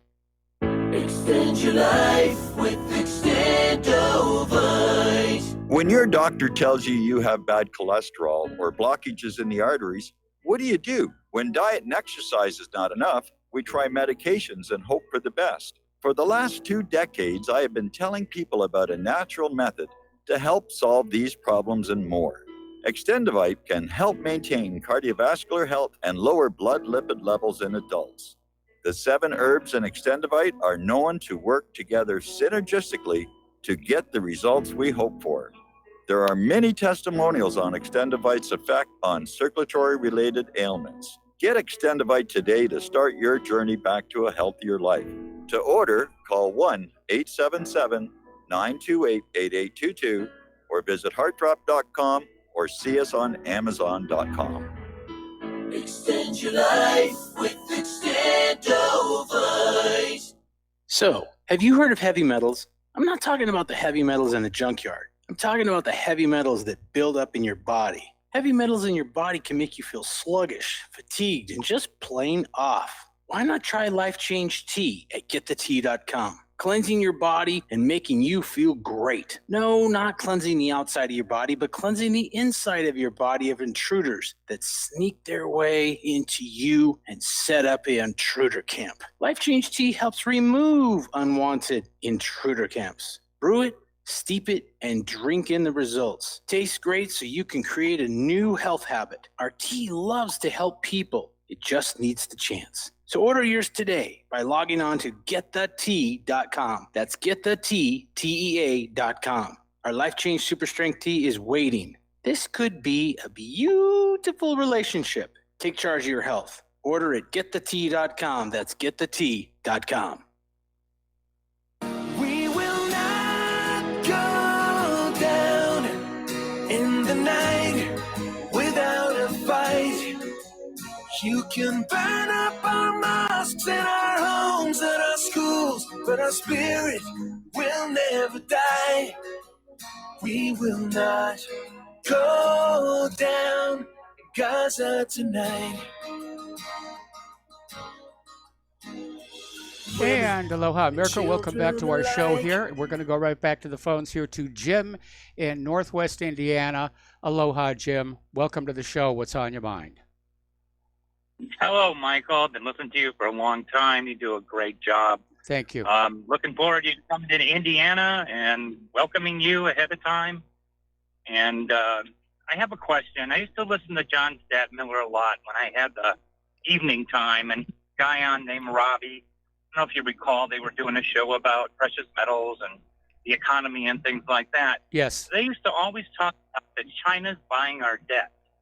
And one day they'll call the debt. And I'm wondering, with all the conflict we have with China, haven't they made that threat? Or how come no one's made it known that China can just demand payment because they keep buying our debt? Now, they may not be buying it anymore, but I don't know if you've heard anything about that. Well, no, what they're doing is they're dumping their treasury bonds. And the idea of a treasury bond is it has, I guess you could call it a lifespan, where you can't redeem it before then. There are 3-year bonds and 5-year bonds and 20-year bonds.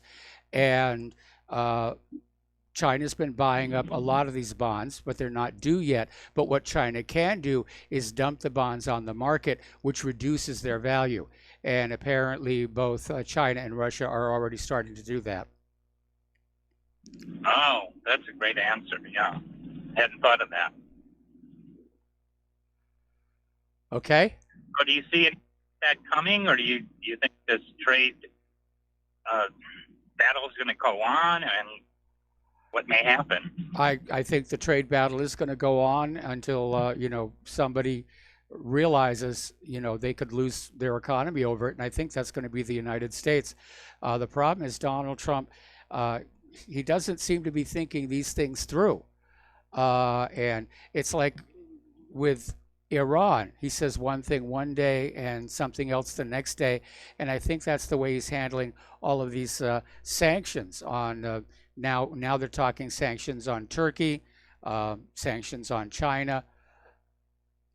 I just think he goes for the soundbite, and there doesn't seem to be a cogent, well thought out policy behind all of this. Okay, well, thank you, Michael, for answering my questions and giving me some insight into that. All right, well, thank you very much for the phone call, soon to be neighbor Jim. And we're going to let you go. The phone lines are open, 800-313-9443. All right. Now, interestingly enough, as you know, we just went through the anniversary of the landing of Apollo 11 on the moon. And 2 of the 3 astronauts are still alive. Michael Collins is still alive. Buzz Aldrin is still alive. Neil Armstrong basically passed away back in 2012 at Mercy Health Fairfield Hospital. And he had undergone bypass surgery in the facility. And apparently he went through the surgery very well. Armstrong's wife, Carol, told AP that he was amazingly resilient and could walk.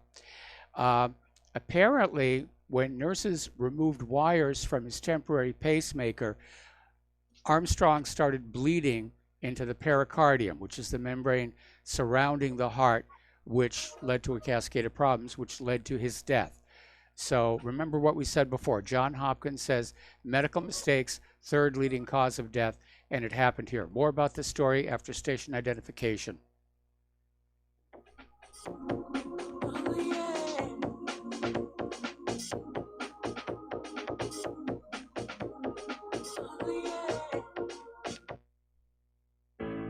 The reviews for Extendivite are amazing.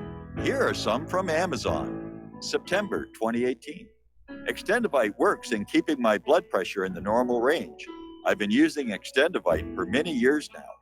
May 2018. Great product. I use regularly and I rarely get sick. March 2018. This product has relieved what appeared to be angina pain in my chest and shortness of breath after climbing stairs. I'm quite happy about it. February 2018.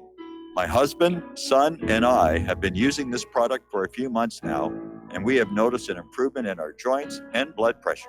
Tell us your story. Get Extendivite today. To order, call 1-877-928-8822. That's 1-877-928-8822. or visit heartdrop.com. Extend your life with Extendovite. This is RBN, the Republic Broadcasting Network.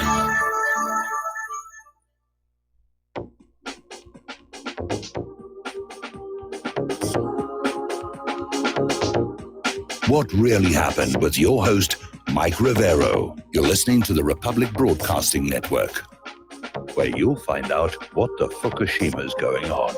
And aloha, America. Welcome back to the show. We're talking about the passing of Neil Armstrong. And he basically died from a medical mistake. And right now, medical mistakes are the third leading cause of death. So apparently, the family of Neil Armstrong finally received a $6 million payout from the hospital where he died. And it did strike me as odd the way he passed. And he was an interesting gentleman.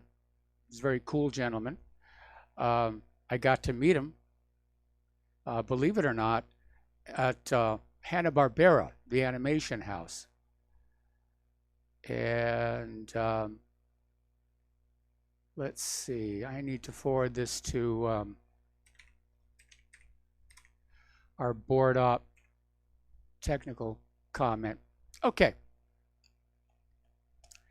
So anyway, I was working at Hanna-Barbera. We were developing the world's first digital ink and paint system, and it cost a bloody fortune.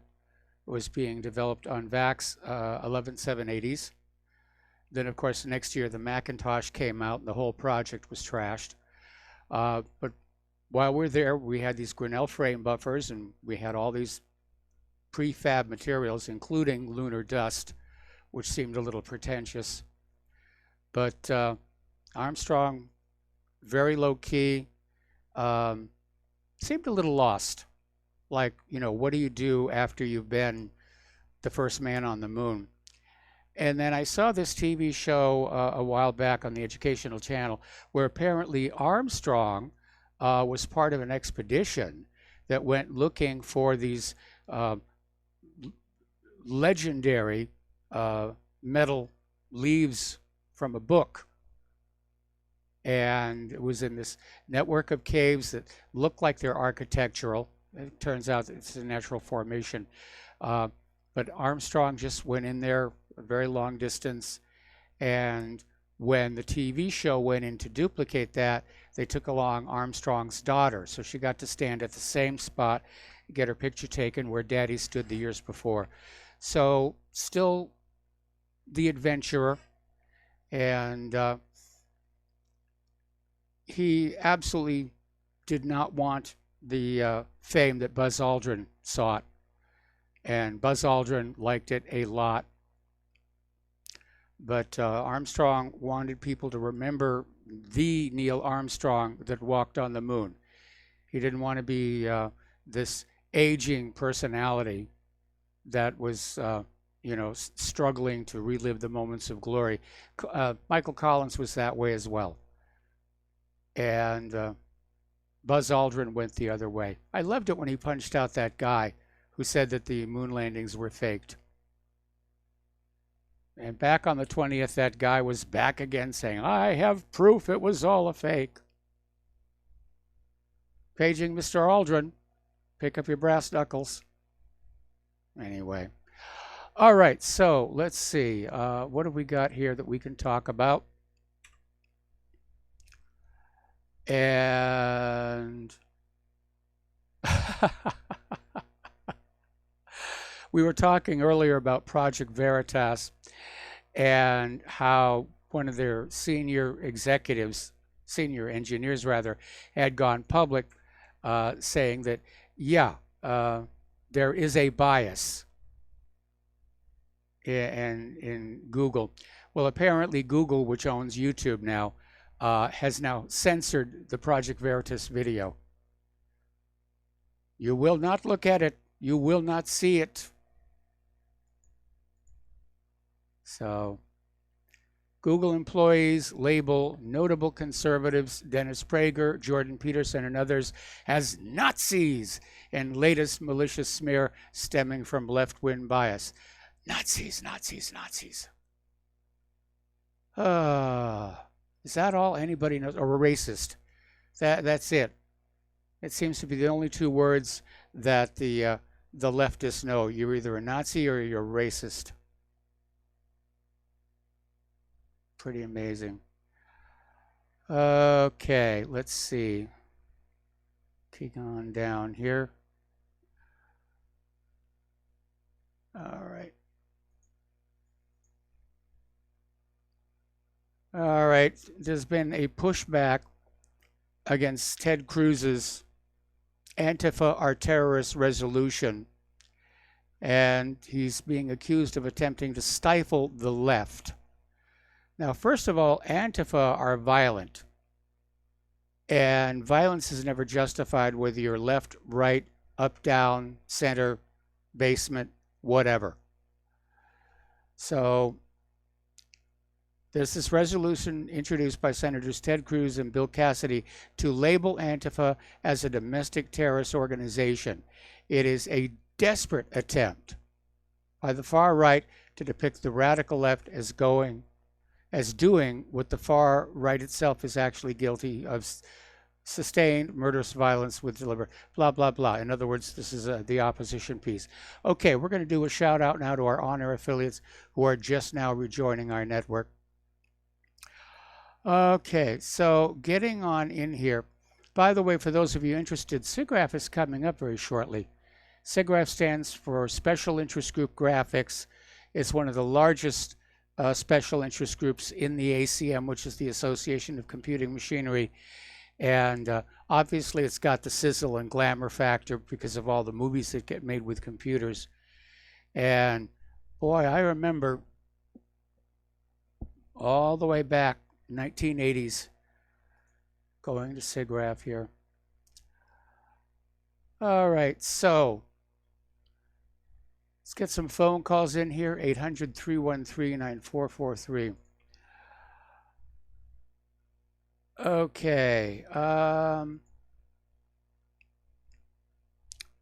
Apparently, NATO is getting ready to resume air patrols of Icelandic airspace.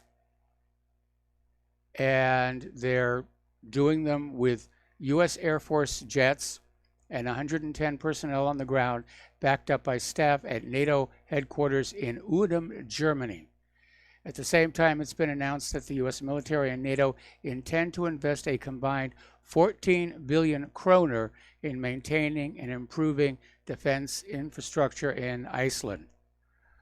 Well, if we really do go to war with Russia, those sea lanes of communication across the Atlantic are going to become very, very important. If you have ever read the Tom Clancy book, Red Storm Rising, they talk about this in a very, very great deal. The strategic importance of the unsinkable battleship Iceland, just like we have the unsinkable battleship Hawaii out here. So anyway, let's see. Already talked about that.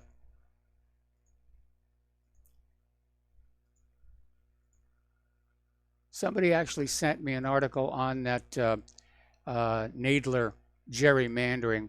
It had a map, and yeah, it's pretty weird. It's pretty weird. Okay, we have a call on the line. Don in Iowa, aloha. Welcome to the show. What's on your mind? Yes, Mike. The what's his name? Dershowitz is right. The guy probably didn't sign it. He was just a figurehead. Yes. Mueller was just a figurehead. That's why all the time this was going on, he never gave a press conference. You never heard him speak at all. You know. Yep. He was just sitting there doing nothing. He is a little bit, and other people have said this that are familiar with the whole legal profession and all that. They know each other. The lawyers know each other. Have said the guy is past his prime. He's not, to put it charitably, he's past his prime, and they hired him to be. They couldn't hire Andrew Weissman to do it because this guy that would be too obviously biased, and it was obviously biased anyway. But they put Mueller in there to just sit there and do nothing, and Weissman was the guy apparently that was running the whole show, or somebody was running the whole show. Now, well, I mean, there was Mueller's deputy prosecutor. I'm blanking on the name. I mean, he got let go partway through. Right. What people are saying is Weissman was running it. I don't know, but they're going to talk to his aides. I think tomorrow, right? They're going to in closed session. They're going to talk to Weissman. Yeah, that's where all the interesting stuff is going to come out. That's where the interesting stuff would come out. Yeah, some of the Republicans got in some good zingers against Mueller, but Mueller was just sitting there, it's like beating up an old man that some punch drunk boxer that can't fight anymore, and he just pummeled him. Mueller was lost. You could tell. I saw a little bit of it because I was actually in the gym. There was a TV on there. I was on the machine. And, a lawyer has to be able to read real fast. That's what it's all about. He can look at a piece of paper, figure it out. Mueller couldn't read anything. I mean, they asked him, he couldn't even see what page, the guy said it's at the bottom of page 2. And Mueller couldn't find it. He couldn't find anything. So the guy's a figurehead was just sitting there. And he signed his name a few times, and that was it. He didn't know what was going on. But I'd like to see. I don't know why Weissman has to be in closed section. That would be the interesting thing, where he actually will say some stuff. Yeah, I don't know why there has to be a closed session. I mean, this is a matter of public interest, but it's very obvious today's hearings were for public show, and was pretty much scripted. And tomorrow in closed session is where members of Congress are going to ask the real nitty-gritty questions. And anything embarrassing that comes on out will never be told. Yeah. I don't know. They can leak that. There's no reason they can't leak that stuff that's in closed session. They leak everything.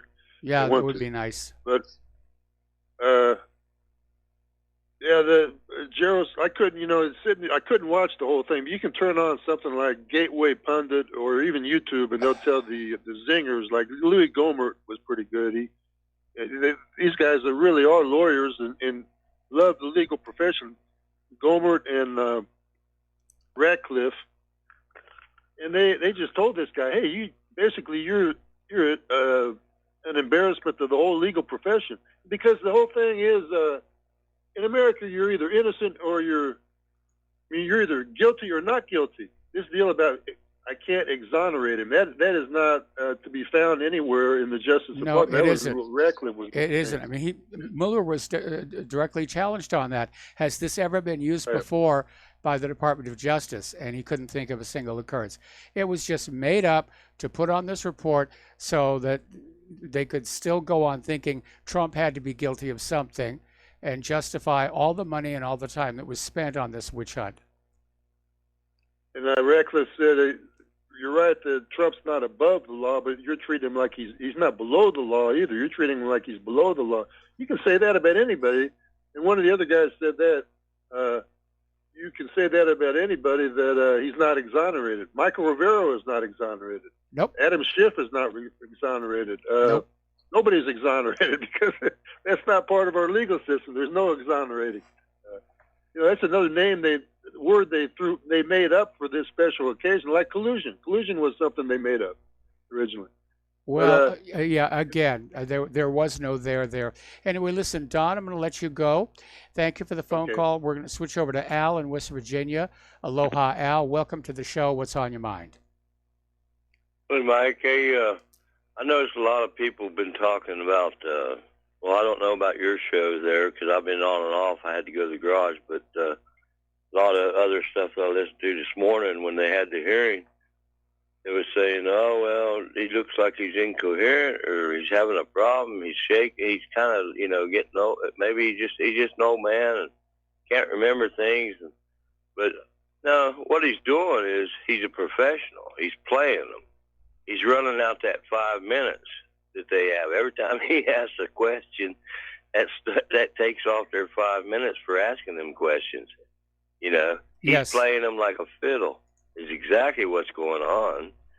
And if you ever noticed too that everything that they asked him, they would always mention, "Is it legal? Is it legal?" You never heard once, I don't think. Anyways, I didn't get to listen to the whole thing, but I never heard once when I was listening to it. Did they ever say, "Is it lawful?" There's a big difference in lawful and legal. Yep. Well, I didn't get to watch the whole thing. I watched some of it. Yeah, if he was putting on an act, it was a good one, because he did come across as being slightly befuddled.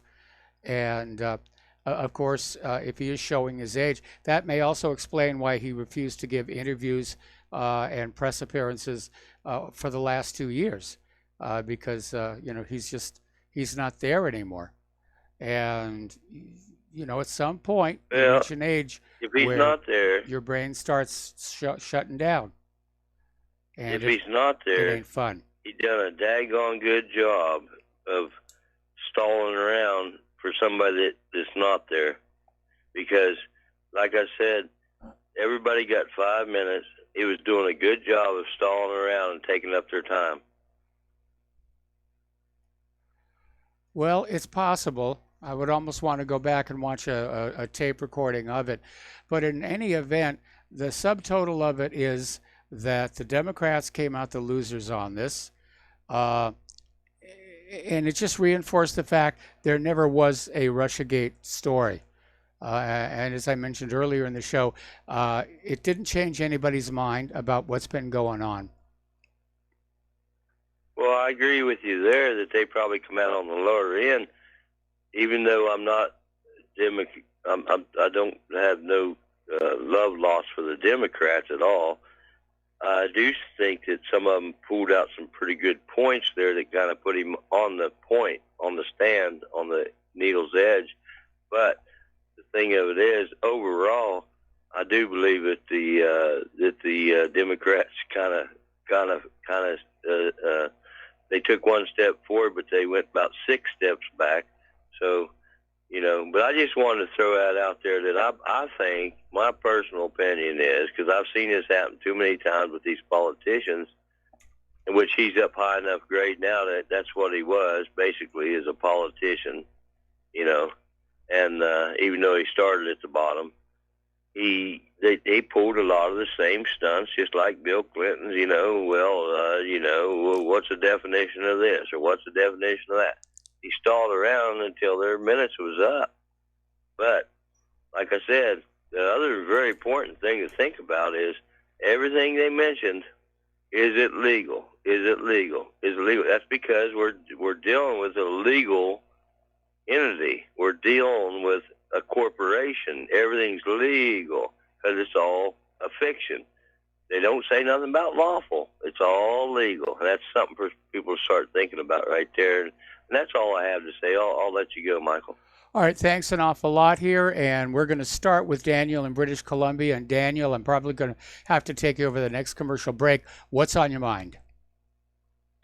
Hi there, Michael. Yeah, I wanted to touch base with you on a topic that kind of got lost. It was on the front pages a few weeks back, and then next thing you know, everyone forgets about it. And this was Megan Rapinoe. She was the U.S. women's captain for the soccer team. And I don't know, it just seemed like the whole scenario was kind of written by Edward Bernays, the way she comes out as this victim all of a sudden, just because she calls out the president, has this big Twitter fight with him, and then it goes into the whole her screaming about how they don't get equal pay like the men's soccer team does, and then she goes and mentions the fact that she's asking her fans. She says we need more fans. We need more season tickets sold. Okay, I mean, Daniel. we need more merchandise. Daniel, I got to put you on hold. Don't hang up. We'll be right back.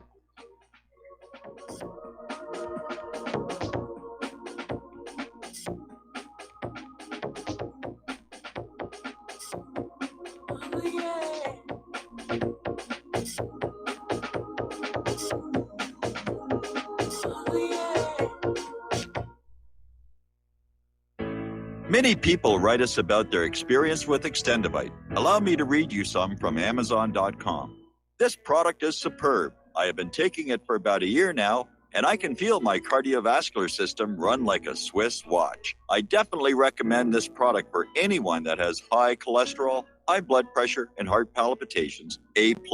It's potent, but it works. I have been waking up for the past 3 years with numb hands, and a week into using Extendivite, my numb hands seem to have cleared up. My circulation was off, and now it's back on track. So I'm happy. I feel so energized, and I have my husband on it now. My mother-in-law has cholesterol problems, so I bought her a bottle as well. Thank you so much. Love the product. Tell us your story. Get Extendivite today. Call 1-877-928-8822 or visit heartdrop.com. Extend your life with Extendivite. Folks, we're living in a world the likes of which we've never perceived any clearer than we do now. The plan for global governance has been in the works for generations and would have likely been achieved by now, but for the fact that the globalists left open their Achilles heel. With all their tools, Federal Reserve System, fiat currency, no child left behind, and then Common Core education introduced to our schools to dumb us down, vaccines, pharmaceuticals to lobotomize us, GMO foods, insertion of compromised or bought and paid for politicians, judges, mainstream media propaganda, all pieced together like a puzzle designed to ultimately bring the world under submission. But with all their strategy, they forgot one thing: knowledge. And knowledge is power. With knowledge, their bombardment is nullified. Folks, with that, as brilliant and knowledgeable as you've become, among the wisest audience of any radio audience in the world, and you are, I want you to take a moment to reflect and ask yourself, how much of that knowledge did I obtain from Republic Broadcasting Network? How high has my consciousness been raised since I've been a listener? How fast am I now able to discriminate truth from fake news by being a Republic Broadcasting listener?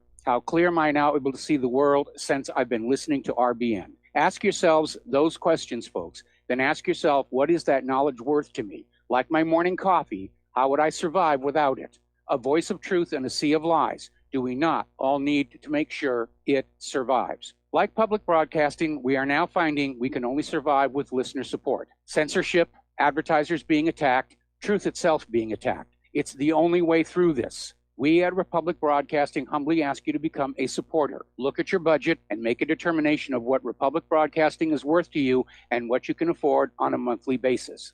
Go to republicbroadcasting.org and pledge $20, $30, $40, $50, if possible, $100 a month or more if it's affordable. Click the donate button and become a regular monthly donor. Assure both us and yourself that Republic Broadcasting truth will continue to flow like that morning coffee. The network thanks you.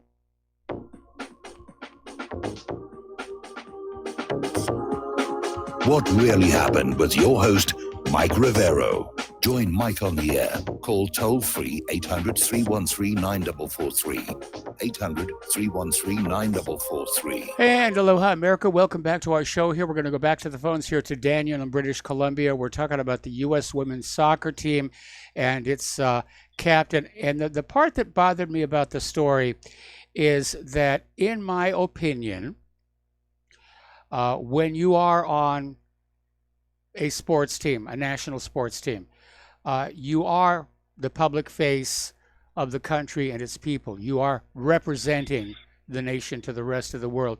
And if you behave badly and childishly, it reflects poorly on all of us. Yeah, that's an understatement for sure. I mean, the whole crowd was chanting F Trump over and over. And she's just a poor role model for young girls. I'm not going to mention it seemed like the LGBTQ agenda was out in full force too. Yes. And the city of New York put on a ticker tape parade, and they did in 2015 when they won, and only a few thousand people showed up. This time they said, 2 million people showed up. I didn't see 2 million people. Another thing that Megan Rapinoe goes on Twitter and she's saying, "Oh, we need more fans, we need more season tickets sold and more merchandise sold."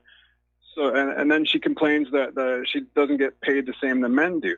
It's obvious she doesn't have a degree in economics. I mean, nobody watches women's soccer, and if they did more, then they'd get paid more. Yes. So that whole women are unequal, and it just seems like this whole script was just pre-written, and I don't know. I just think pretty soon you'll start to see, she'll get replaced by a transgender, and then that's when I'll start to watch because it'll be kind of funny.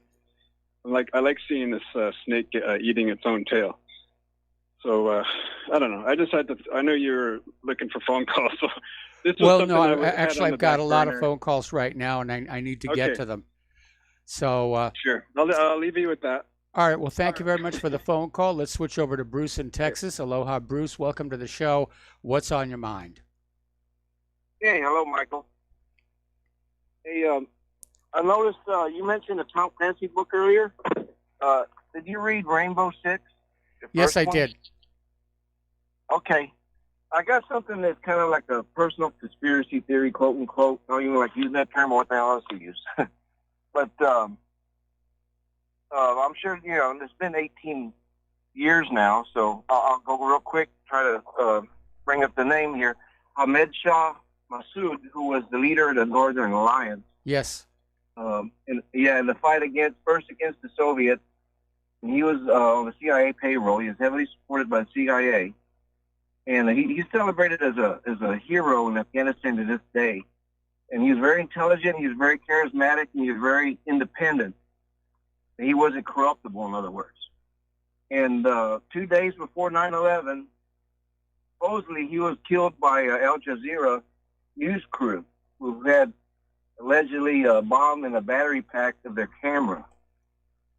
And so the story that we're supposed to believe is that and Al-Qaeda, which we know right now is a fabrication, basically, an Al-Qaeda sympathizer or agent infiltrated Al Jazeera to assassinate Ahmed Shah Massoud before 9/11. Now, in Rainbow Six, in that book, I recall reading Tom Clancy had a lot of inside information on the military and on advanced weaponry. Yes. He mentions an assassination drone strike with a bomb that doesn't leave any metal fragments, basically like a fiberglass bomb that's guided Actually, into it's the target paper. silently. It's paper. It's a paper case. Yeah, cellulose. I believe that's how they killed Ahmed Shah Massoud, to get him out of the way before the 9/11 false flag occurred. What do you think? It's entirely possible, and I don't know that it necessarily relates to 9/11. They certainly had ample reason to want to take him out anyway. Mm-hmm. Okay, so let's toss that at you, and let the next caller come on. Thank you. All right, well, thank you very much. And we're going to switch over to Al in Canada. Al called back. Apparently, you've got one more thing you want to talk to us about Mueller. Al dropped. Okay, let's go to Art from Off the Grid. Hello, Art, and I'm probably going to have to take you through the next commercial break. What's on your mind? I wanted to talk about that, basically two congressional hearings this morning. And, the whole thing, I watched both of them, and to be honest, there was nothing that came out in the 3 hours that I wasted. There was nothing came out that we didn't already know, Yes. first of all. Secondly, by my count, more than 50% of the time, he either would not make a comment or was going to refuse to answer the question, or in one case, he even wanted to refer to, I guess that was his attorney sitting next to him, and the congressman called him out and said, "No, I'm not asking him, I'm asking you." So this whole thing was a farce, and it came right down to, during the first hearing, one of the congressmen... Art, I got to put you on hold. Don't hang up. I'm going to come right back to you after these few words.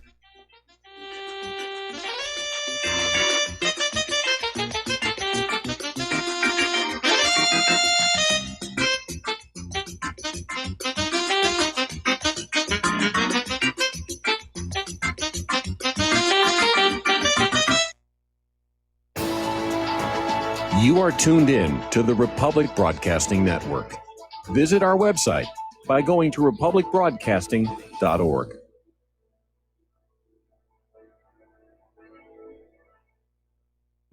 Don't regret growing old. It's a privilege denied to many. Heart disease is taking our youth from us. Young people in their 30s, 40s, 50s, and beyond are dying needlessly. One of the hardest messages I've ever had to deliver is to convince people that something natural like Extendivite should be taken as a preventative measure. I'm sure you heard an ounce of prevention is worth a pound of cure. Extendivite is that ounce. Take Extendivite for 1 year and see what your doctor has to say and how much better you feel. Herbs take time to address the problem. It took years of life to have a problem. Give Extendivite 1 year to fix the problem. Don't wait until it's too late. Call 1-877-928-8822 or visit heartdrop.com or visit us on Amazon. Extend your life with Extendovite.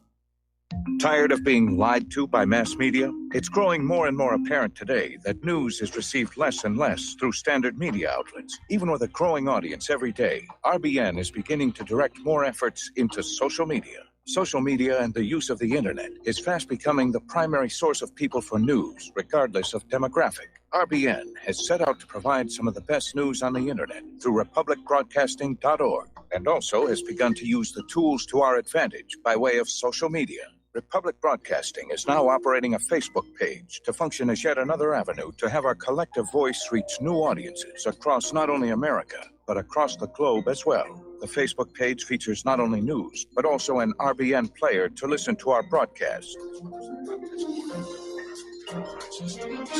Get involved by visiting facebook.com/Republic Broadcasting and liking our page and share it with your friends and family, because you can handle the truth. Hey, is that a new music app? Yeah, check it out. Surfer Music Discovery. It links to thousands of online stations, but the twist is you see the song names and artists that are now playing live. That's different. No guessing. Looks like a waterfall of music. So many formats. Rock, oldies, country, R&B, jazz, and a whole lot more. How's that spelled? Surfer. S-U-R-F-R. Is it expensive? It's free. No need to sign up or sign in. Get the Surfer Music app free from Google Play or the App Store. Talk Right, the conservative app offered by TalkStream Live that caters exclusively to the conservative talk radio community. Here you'll see only talk shows and podcasts from the conservative right, all the big broadcast names and online digital shows in one place. Talk Right makes it easy to find all your favorite conservative talkers with all the upscale features you come to expect from TalkStream Live. Keep up with the fast-paced political world. Download Talk Right today from Google Play or the App Store. What this country is coming to, I sure would like to know. If they don't do something by and by, the rich will live and the poor will die. Doggone, I mean the panic is on. Can't get no way, can't draw no pay. Unemployment. And aloha, America. Welcome back to our show. We're talking to Art Off the Grid. We're talking about the Mueller hearings this morning. And, of course, going into the hearings, we had already been told by the Attorney General, by Mueller himself, that they were only going to answer questions about Mueller's report itself. And they weren't going to answer questions about anything else. And, of course, we already know about the Mueller report. We've already read it. Okay, what we want to know is who initiated this witch hunt. And that, of course, is probably what they're going to be talking about behind closed doors tomorrow. Yeah, but the two things that really jumped out at me was one, first of all, when he was asked about who was it that had appointed him Attorney General in Massachusetts. He thought it was Bush when it was Reagan. Yeah. If your memory's bad, and 50%, that first of all is an indication right there. We might be dealing with memory issues. And then half the time he wasn't going to answer the question. I'll not answer that. I'll not get into that, or I'll refuse to answer that. And then about, I don't know, probably about maybe 1/5 of the time, he couldn't remember specific details of a report that he himself supposedly wrote. And then finally, when one of the congressmen right there at the end, I believe it was the first round with the House, when he said, when right there at the end, as the final closing statement was being made, someone spoke up, one of the congressmen spoke up, I want to make a point of order. And when recognized, he says, I need to know, was the intention of this hearing to get Mueller to recommend impeachment? Nobody wanted to touch that. Why? Because that's exactly what this was about. They were trying to get him to say, yes, I recommend impeachment, and that would have been absolute contrary to everything in the report. Yep. And that's what they were trying to get him to do. Pure and simple. Okay.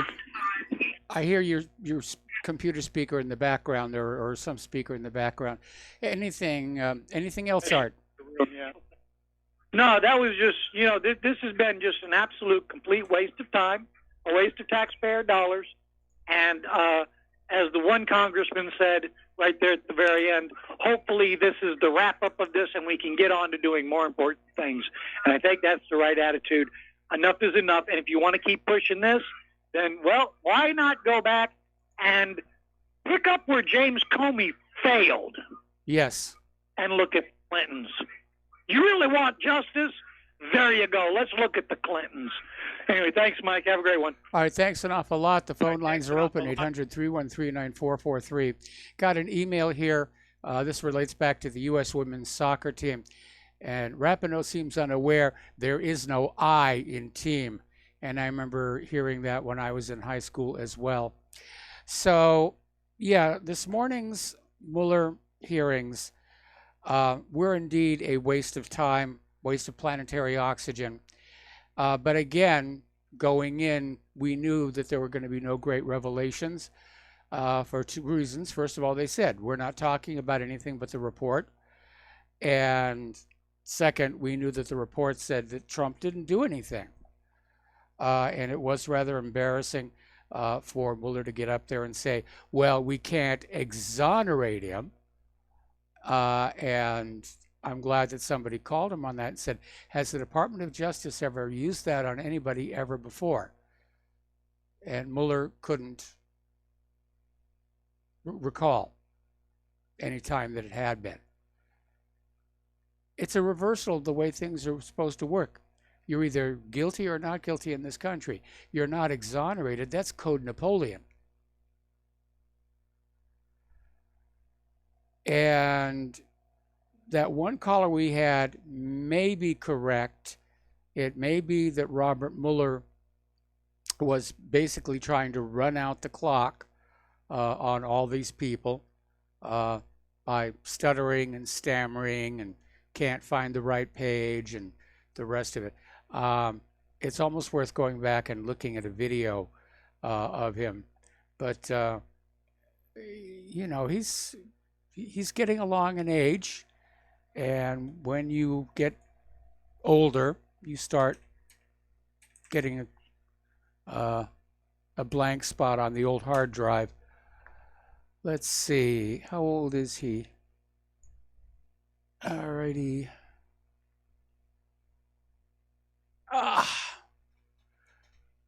Well, they're not giving his age here.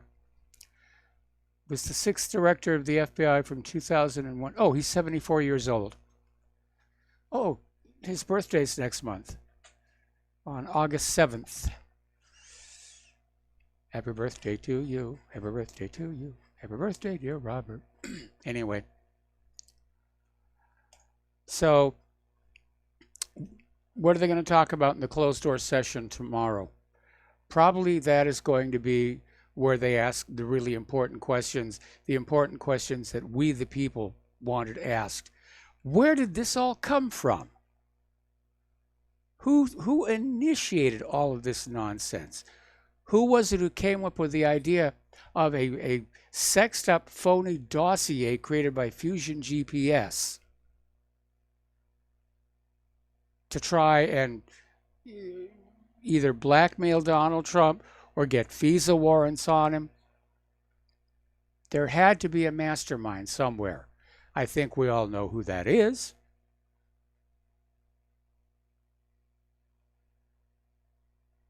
That's what we want to know. And, you know, Art was absolutely right. Let's go back to where James Comey fell flat on its face and start back in on the Clintons. Comey admitted Hillary Clinton committed felony violations of Title 18.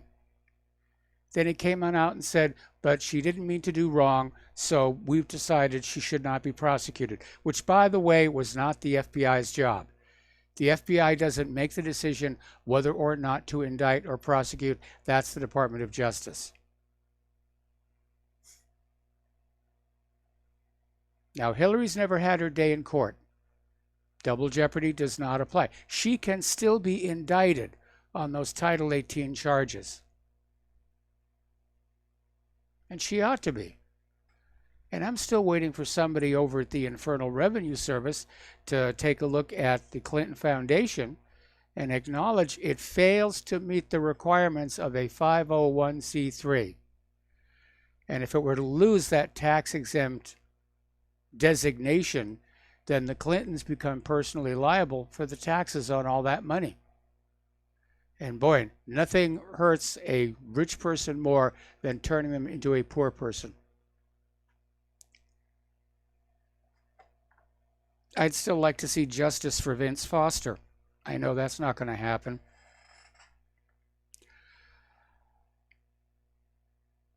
Anyway, it's been 27 years now since Vince Foster. Yeah. And I never expected to be at this long. I figured, you know, I'll go in, I'll say, here's the evidence of a crime. End of story, go back to work. Didn't happen that way. Anyway, I have a little announcement for the audience here, and that is that tomorrow's show will be a rebroadcast. Claire and I are celebrating our 25th wedding anniversary. We're not quite there yet, but we decided we're going to hop over to Kauai starting tomorrow because that's where we honeymooned 25 years ago. And I'm taking with me this little portable setup, and hopefully I'll be able to do the radio show from Kauai. So replay tomorrow, possible live show from Kauai on Friday, and it's the first field test of the system, so we'll see how it works. Anyway, we have a caller on the line. Al in West Virginia, aloha. Welcome to the show. What's on your mind? Al, are you there?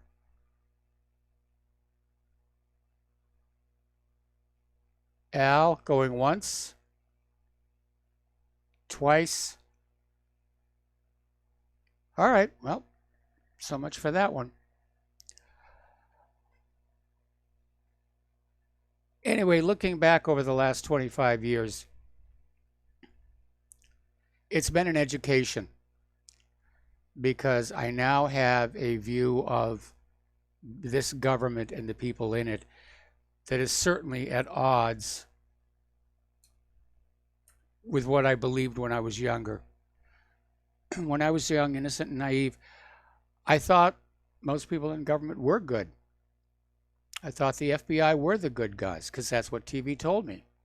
Oh, okay. Al is here now. Al in West Virginia, aloha. Welcome to the show. What's on your mind? Yeah, I didn't get beeped in, Mike. I could hear you, but I guess you couldn't hear me. Nope. Hey, spend that time tomorrow, man. Take it off with your wife and celebrate your extra honeymoon there. Don't worry about us. There's plenty going on around here. Hey, what I wanted to reason I called back was I don't know 100%, but from what I understand, that Hillary and Michelle Obama, is what they call her, him or whatever, was both patent attorneys. Now, do you know anything about that? No.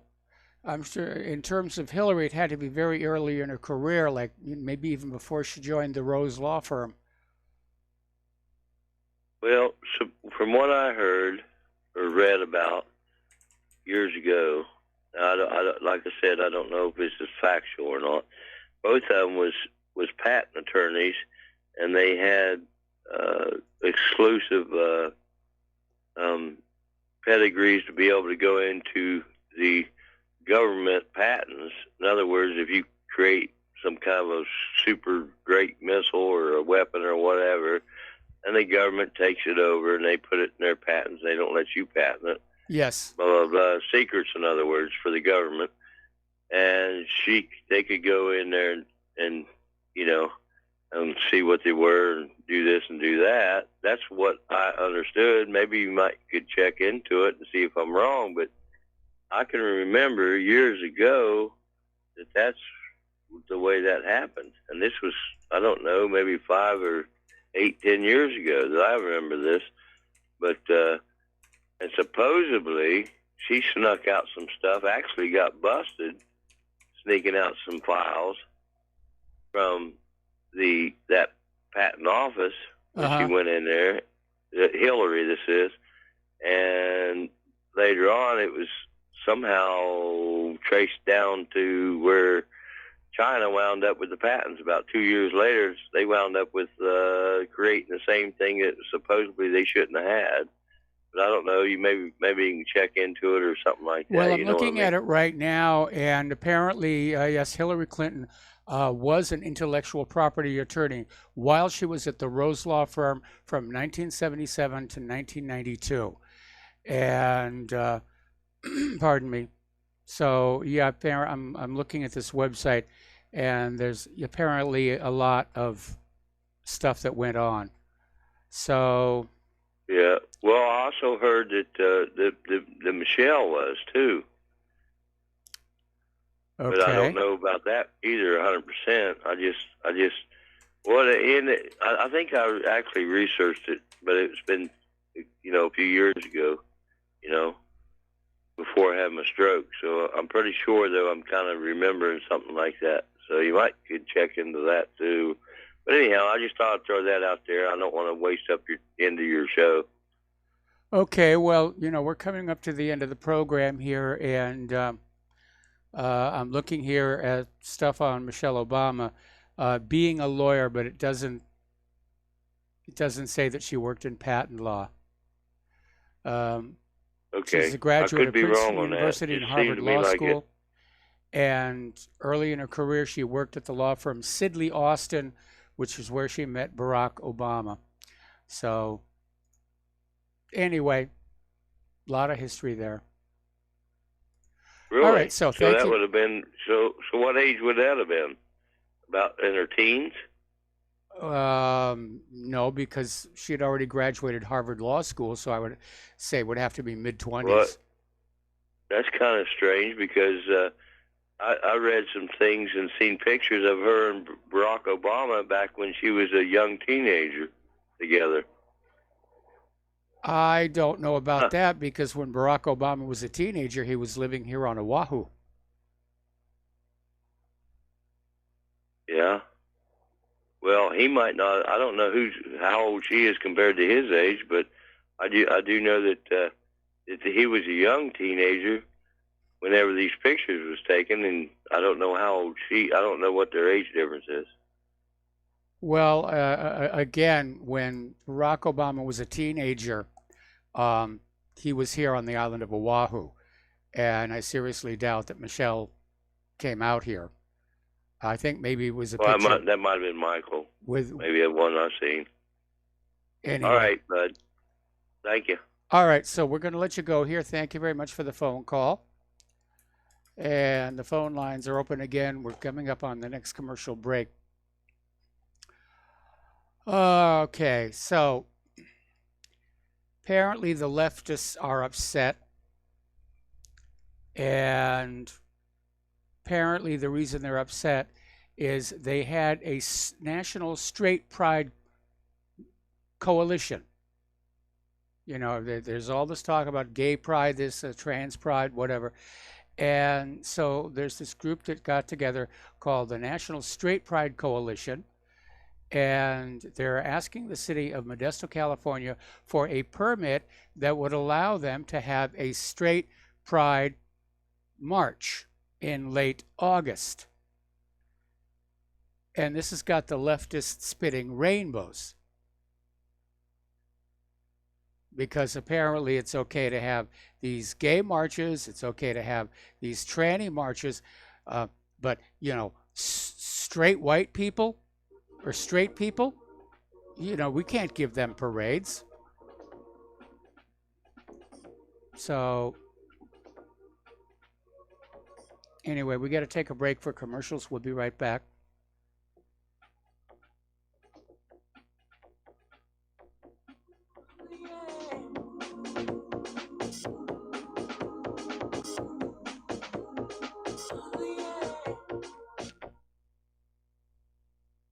Homeowners, are you in foreclosure, expecting to be served with a foreclosure lawsuit, or suspect your lender has coerced you into an illegal mortgage transaction? A huge number of mortgages made in the last 10 years have legal issues and are possibly defective. State laws and the U.S. Supreme Court have upheld that defective mortgage documents are grounds for foreclosure defense and for counterclaims in favor of the homeowner. If your mortgage has been sold or assigned since closing the loan, it may be defective and you may be paying the wrong party, and the lender may not have standing or the right to foreclose or collect payments under the law. If you would like to know if your mortgage is legal or not, or know if you are paying the right party, we can help. Our initial consultations are free of charge. We are not attorneys. We are legal researchers and work closely with experienced lawyers who know how to help you find the evidence to help you keep your home. Call toll-free 1-855-2-KEEP-IT. That's 1-855-2-KEEP-IT today. Without the right accessories, any guy can be off the mark.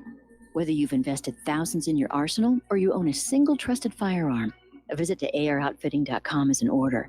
It's one of the finest online selections of tactical optics and AR parts and add-ons, like EOTech, quick target acquisition with no peripheral loss.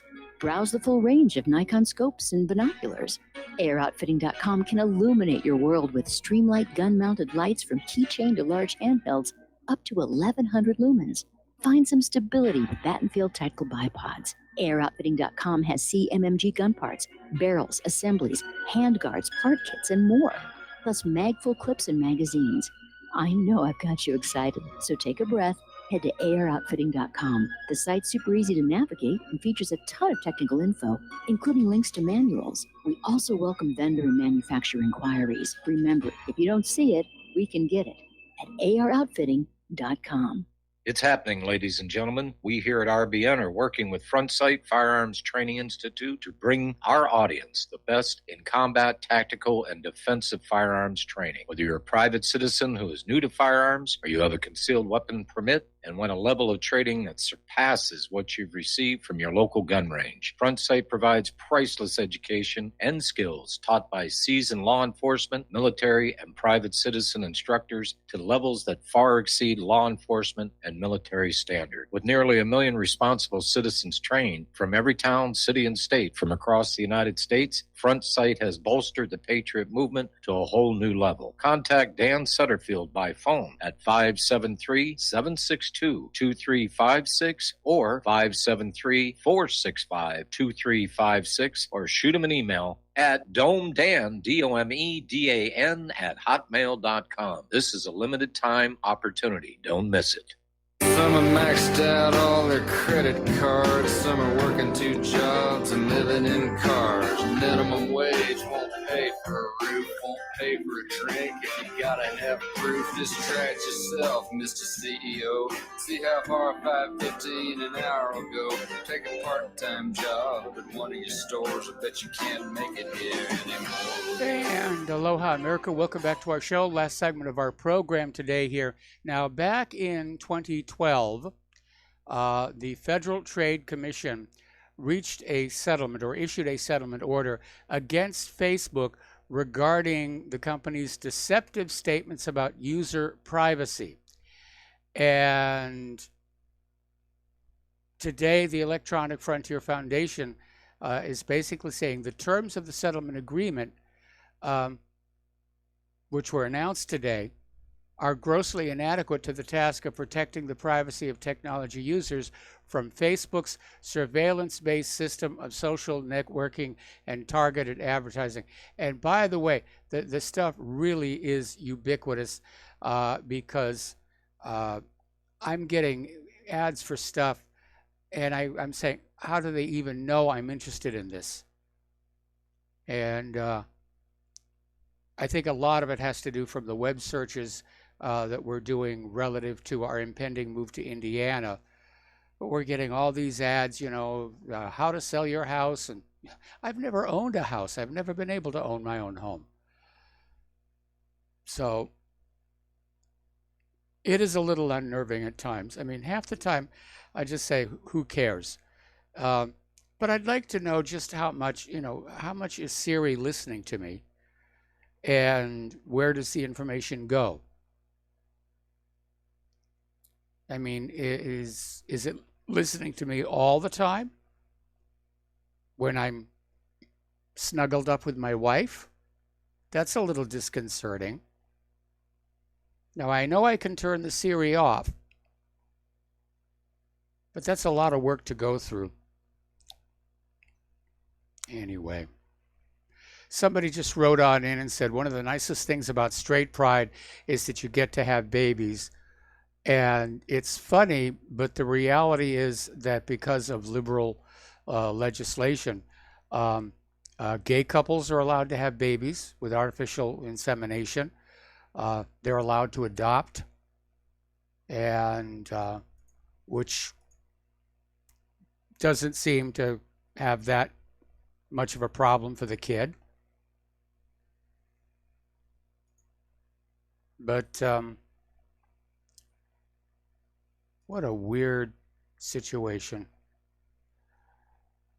Alrighty. Apparently Los Angeles is still overrun by rats.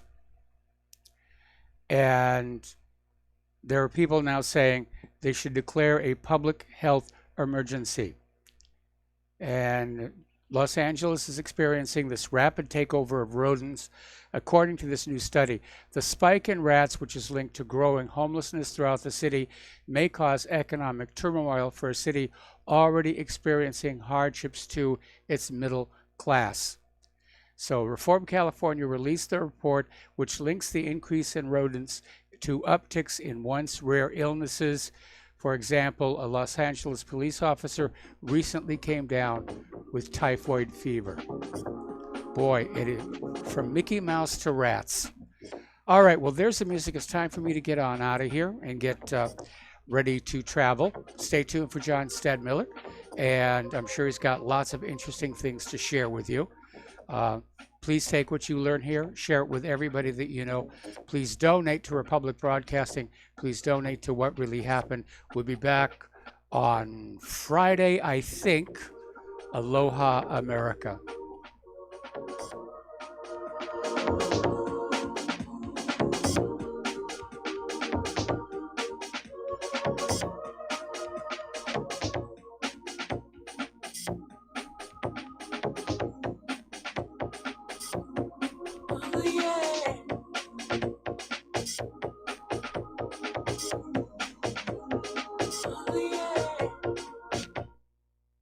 Homeowners, if your lender has gone out of business or sold